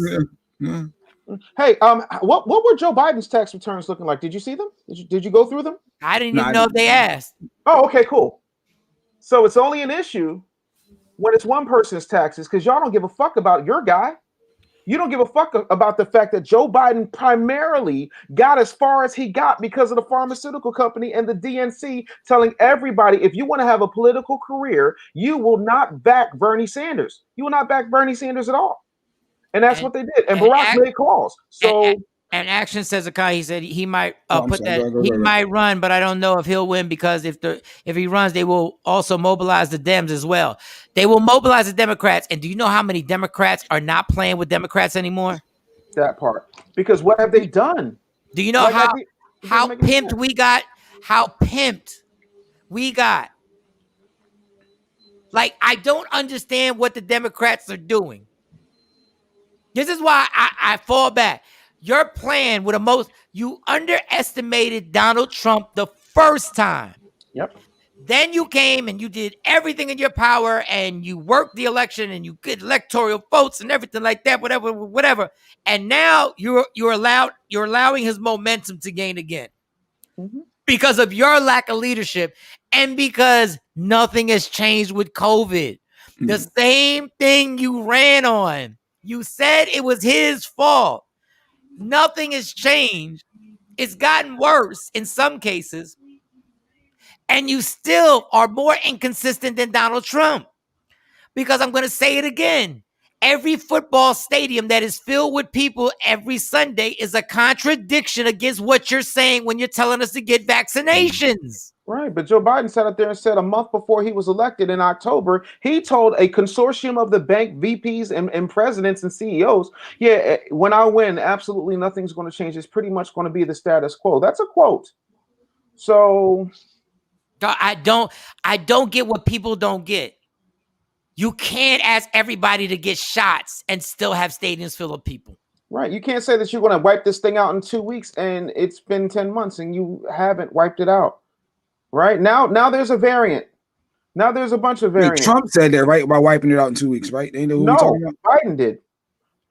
Trump also said it would be going to, right, though? Yeah, but he said, yeah, it'll be going in 2 weeks. He absolutely said that. I'm saying Trump fumbled the ball, but Joe Biden said, yeah, no, if we had just quarantined and we had just this, watch, when I get in there, we're gonna have a whole task force and blah, blah, blah, blah, blah. But what has improved? People are still dying. And this is what I'm saying. Trump fumbled the ball, and on Trump is not a leader, people. Not at all. Trump is not an effing leader. I don't want him leading us. I don't want him leading anything. There's no law to show you have to show your taxes. Exactly. So why is it an issue? Because we know he's fraud. We know that he was up to Based some on what? foolishness. Based on what? Here's history. What you don't understand. Here's what you don't understand. His history? Let's talk about his history. Let's talk about the fact that, for example, in this country right now, I can buy a multifamily unit, right, and call it Business Bully Apartment A1 LLC, Business Bully Apartment B2 LLC, and so on and so forth, right? If I don't sell 2 out of 26 apartments in that multifamily, I can write those 2 off as a loss. Completely legal. Like, again, don't get mad at somebody taking advantage for the things that you don't choose to read or understand because you don't understand business from a hole in your ass. Get mad at the people who made the laws and made it legal in the first place. Don't get mad at him bringing over immigrant workers and paying them, pennies on the dollar when you've allowed that thing to happen because you've created special visas for that to happen. Don't get mad at somebody taking his company and outsourcing certain parts of it to different parts of the world and then say that you want to bring American jobs back when you created the laws that allowed that person to do it. Like, if we're going to be fair, we have to talk about what was actually true because Donald Trump did not create those laws. He took advantage of them. And I want to tell you something else, Jay Black. As proud as I am as being a Black American, I take advantage of those laws too. I absolutely do. I've got employees in the Philippines. I've got employees in Peru. I've got employees in Ghana. Does that make me any less American? No, it makes me more American than the average bear because I'm a job creator and I've got plenty of American employees. But you don't have that racist background. They were like, oh, the rentals issues that he had with he just has a history. It's hard to rock. Or so wait. You're talking about a couple. Okay, you're talking about a couple of buildings versus the millions of people who look like you and I. The millions of people who look like you and I who have been incarcerated for nonviolent drug offenses, and because it was their third strike, they're in there for life and still have not been let out. So which of those is more impactful on you as a black man? I just can't rock with Trump in any way. I'm not asking you to rock with Trump. Like I'm when asking you put it in different perspectives to I'm look at it asking from you a bigger objectively, picture. which one of those? It's a very simple choice. It's X's and O's. Which one is more impactful on you, Jay Black, as a black man? Laws that could take you out and put you in prison for the rest of your life for a non-violent offense, or a slumlord being a slumlord? Because I know plenty of black slumlords, I know plenty of Puerto Rican slumlords, I know plenty of Asian slumlords. Which one of those impacts you right now as a black man in America? More importantly, I get where you're going. I just want understand you to answer clearly. the question, though. I just want you to answer the question. Clearly, there's nothing want you to in me answer that the will question. ever say I'm rocking with a Trump thought I'm not process. asking No, but why are you so consumed? But hold on. Why are you so consumed with Trump and not consumed with millions of people being locked up unjustly? Do you understand? They got us so consumed with this man. Because Joe Biden wrote that bill. And Joe Biden made sure that he worked with Bill Clinton and Strom Thurmond to get that bill passed. And you're skipping over it like it's not a big deal and focusing on Trump being a slumlord.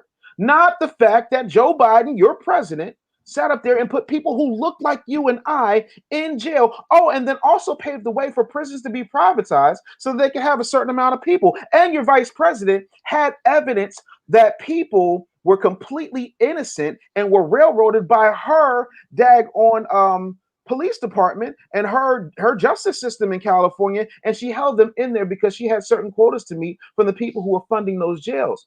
Yet and still, you want to talk about a slumlord, but we don't want to address those issues. Aren't those injustices? Now, real quick, back to the football. It's okay. You don't have to answer. You're shaking your head. Says it all.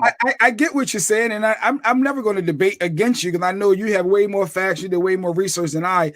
I'm just looking at it from a surface level. As an average black person, we see Trump as a problem, and we can't rock with him. But breaking it down the way you breaking it down is a difference.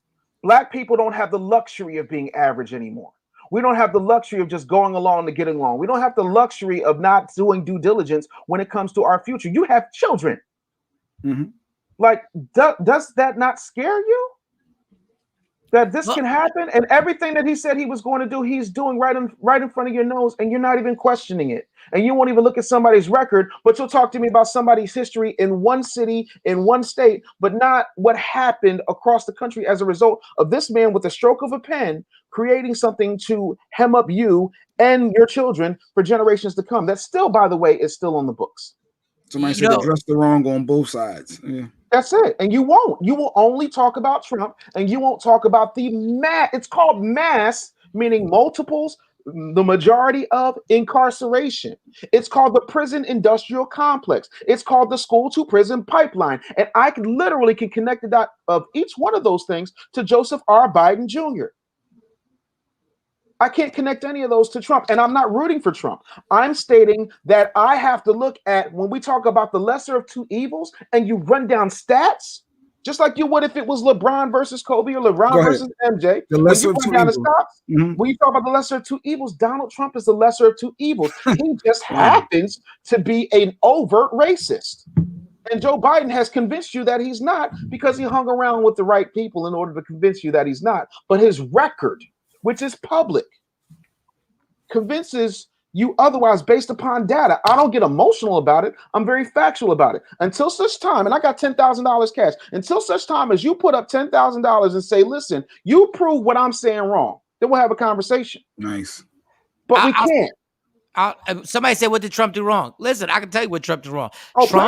Trump used his government power, his presidential power, for his little toy to help the people that he wanted to help, and he didn't give a damn about everybody else. He's a manipulator, he's a liar, he's a thief. The biggest thing that Trump did, while Democrats and some Republicans don't like him, is that what he did in the light, they were all doing in the dark. Facts, because Bill Clinton did it. He bailed out his own brother, gave his brother a presidential pardon. Roger Clinton has absolutely no huge bearing on this country whatsoever, but he gave him a presidential pardon. Barack Obama bailed out a whole lot of people and put a whole lot of people in power. He saved an entire industry just because they were government financial contributors, and we said absolutely nothing. He didn't go ahead and say, I want to prosecute the governor of Michigan to the fullest extent of the law for harming a group of 96% black people because of water conditions in order to save a buck. He didn't do any of that. Yet and still, oh yeah, and let's not erase all the other stuff that Donald Trump did, because let's lay it out here. Donald Trump was a slumlord, absolutely. Donald Trump took out billboards and did op-ed pieces about the Central Park Five, or the Exonerated Five, if you like to call them that at this point. However, what people don't like to talk about is the media had everybody thinking that the Central Park Five were as guilty as sin. The CNNs of the world had everybody thinking that. The TBSs, the CBSs, NBCs, all of them were saying the same thing. And Donald Trump at the time was doing what he could do from a financial standpoint in order to see that they got convicted, which in hindsight is completely jacked up. And he was definitely in cahoots with Russia. Russia definitely has evidence on him. Russia they said, can where's definitely. The transcripts? They said if they went to transcripts from Russia meetings. They want the transcript from Russia meetings, and all that stuff. You're absolutely right. You're absolutely right. Yep. But at the end of the day, then when Joe Biden becomes the president and nothing changes, then you got to go like, okay, well, what happened? Right. Yeah, it's way bigger than Nino Brown. It's way bigger than Nino Brown. At least Nino Brown gave you turkeys, right? Yeah. He gave back to the community. All right, this has been great, y'all. I'm exhausted. Dave, you're very knowledgeable. I give you kudos to you, sir. I got to do some more research. I can't go off the bigger picture sometimes. I get stuck in CNN. I get stuck in I don't like Trump and anything Republicans say, and I need to be a little more open-minded to do research to understand certain things. But it's hard to go against Barack. It's hard to go against Joey B for me, but I get where you're going, and you make a lot of sense. So kudos to you. Here's my question to you: have you ever gone into a McDonald's? Keep in mind, have you ever gone into a Pizza Hut? Yes. Have you ever given a rat's ass about how you felt about the person handing you the pizza, or were you just trying to get your pan pizza and get the hell out? The end goal was getting my food. Yeah, that's the problem. Black people want to have an opinion on how they feel about the person handing them their pan pizza instead of just getting their pan pizza and getting the hell out. But it is our right to want to have an opinion if we choose to, though, right? If we you can have an opinion, but why is the opinion bigger than the actual benefit of the goal that you need? I got you. That's all. Because again, Chinatown, Koreatown, Little Italy, no brother town. There's a brother town. It's called the Hood. You mean the ghetto that was created to house Jewish people that we wound up in and they didn't? Yeah, they don't want to say it, but yeah, you're absolutely right. All right, this has been great. We'll have Business Bully back on here. We've had a good time, and we'll actually joke and have more laughs. We'll balance it out. We'll balance it out. Action says, sorry, I never get rid of Action. Sorry, I'll never get rid of Action. You'll always be Taz. Oh, Taz, and you'll always be on point. I appreciate it. Kevin Kersey, until Blacks Unite and Demand. I always hate this word. Quid pro quo. And pull our finances back until we get exclusive bills. Blacks will continue to get nothing exclusive. I don't think I think there's a chance. I'll just say this. I really think the NBA, if was led by the right leadership, could be the next Black Wall Street.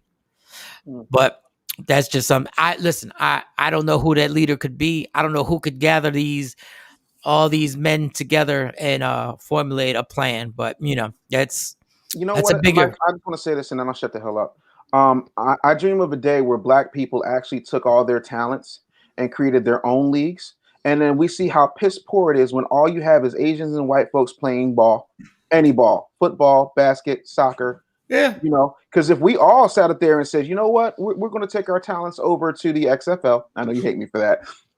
I get your point. If the XFL was owned by a Black, I get it. And it is owned by a Black guy. And I'm curious to see what will happen, because then we don't have to beg anybody to have a job, because they're not going to give us ownership in the NFL. We're not going to get, more than 30% ownership in the NBA. Hell, we only have like one team that's 100% Black owned.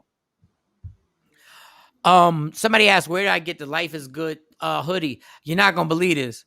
I get these Life is Good hoodies at the airport. There's this brand. No, I swear, there's this company. I was going to ask about that. In the Philadelphia airport, in Philadelphia, definitely. And there are like 4 other airports that I go to. And I would buy them because there was a actual charity that the money was going to. There was a percentage. I don't have the it came with a little card where it gave information. I thought it was cool because I spent so much time at airports that I wind up just walking around and browsing and checking stuff out. So I got this hoodie and they're at the Philadelphia airport, and it's Terminal E. It's Terminal E. where they have these hoodies. Jay Marie. Telling my wife right now, hey, we need to make some Life is Good hoodies. There you go. Well, I think they might have this. They might have Trademark, this trademark. Nah, Jay Marie said Dave's Comedy Show at the Addison was genius, by the way. Yes. Thank you, Jay Marie. And speaking of that, September 30th, the Arlington Improv, September 30th. Yep. Before we break out of here, September 30th. The link is in my tap the link in my bio. Okay, Dave. Try to hold a note. Okay. To left. Tap the link in the bio. I need to sell this thing out at the Arlington Improv September 30th. Sounds like an endorsement deal. Let's go, Shawn Robinson. Listen to everybody on IG Live. It's been a wonderful conversation. So everybody. We ending the show. We done that. We ended a couple minutes ago. All right, cool. I got a whole bunch of. I got this situation going on with car insurance, and I gotta get. I gotta get this phone call popping early. Oh Yeah. man, I love it, man. I hope to come back to Dallas and actually get this comedy thing off the way I want to. Well, we're gonna have you back on the show, so we'll be discussing. We need to do something weekly. I don't know. We got to figure out something to get at least once a month. We got to get Dave back. I like the vibe. I like the energy. The comments. Don't we have a day open during the week? Well, first of all, we got to ask him if he's open. I'm volunteering this time. Listen, it's okay. What I got to do? No, we got to ask because the man is busy. So. Let me tell you something. The most important thing that I've done, and Mike and I joke about this, like, don't nobody care about your money. I don't care about money. What I care about is being able to not be canceled, not be fired, and say what I want to say and provide for my family. You know what I'm saying? And at the end of the day, like the fact that I can get on a plane and support my friend, you know what I'm saying? And the fact that I can come on here and watch my friends get off and put together a great show and then be able to talk to my people freely because I'm not bought and paid for. Like I own my sponsors, you know? And so like, to me, that is the freedom. We don't have the freedom to talk anymore because your job is telling you what you can and can't say. None of that is American. So like, I'm honored to be here. So if you need me for anything, man, I'm coming through. Yeah, no, we gotta talk business to him. He so many areas that he's skillful in. That we definitely. I like it. So we'll set that up for next week and we'll get something popping. What else? Laugh Out Loud Comedy Show, Media Room 360 TV. Make sure y'all spread the word. Everybody on IG Live. You can watch the entire Action's show. Richer than I am, by the way. Action Jackson is richer than I am. I went to Action's house and turned into an instant bitch. I said, oh, this is nice. Action got money. He got diamond mines in Africa. Don't let Action fool you. Action got real money. And the funny thing is, y'all think I'm joking. Action got bicycles. I mean, regular bicycles that you pedal that I'd have to finance. All right. You got to finance a bicycle. Jacqueline, thank you. Listen, everybody on IG Live, download Media Room 360 so you can watch everything in the clips. If you missed the show, if you want to replay the show, everybody on IG Live, go to Michael Shawn and the Takeover Legends on YouTube. Yes. And you can see all the shows. Once they're done, bam, they're up. You can check out Michael Shawn and the Takeover Legends YouTube page. All right, y'all. Love me for who I am, not who you want me to be, because I can never be that and understand there's only one thing in life that's guaranteed. It will end. So enjoy every minute, every second. You fight for everything in your life. Fight for your happiness. Never let nobody steal that. It's Michael Shawn and the Takeover Legends. We'll see y'all tomorrow morning, 6 a.m. Yeah. Michael Shawn and the Takeover Legends, where the truth hurts, but also makes you laugh. Baby, tap in. Tap in. Don't never stop if you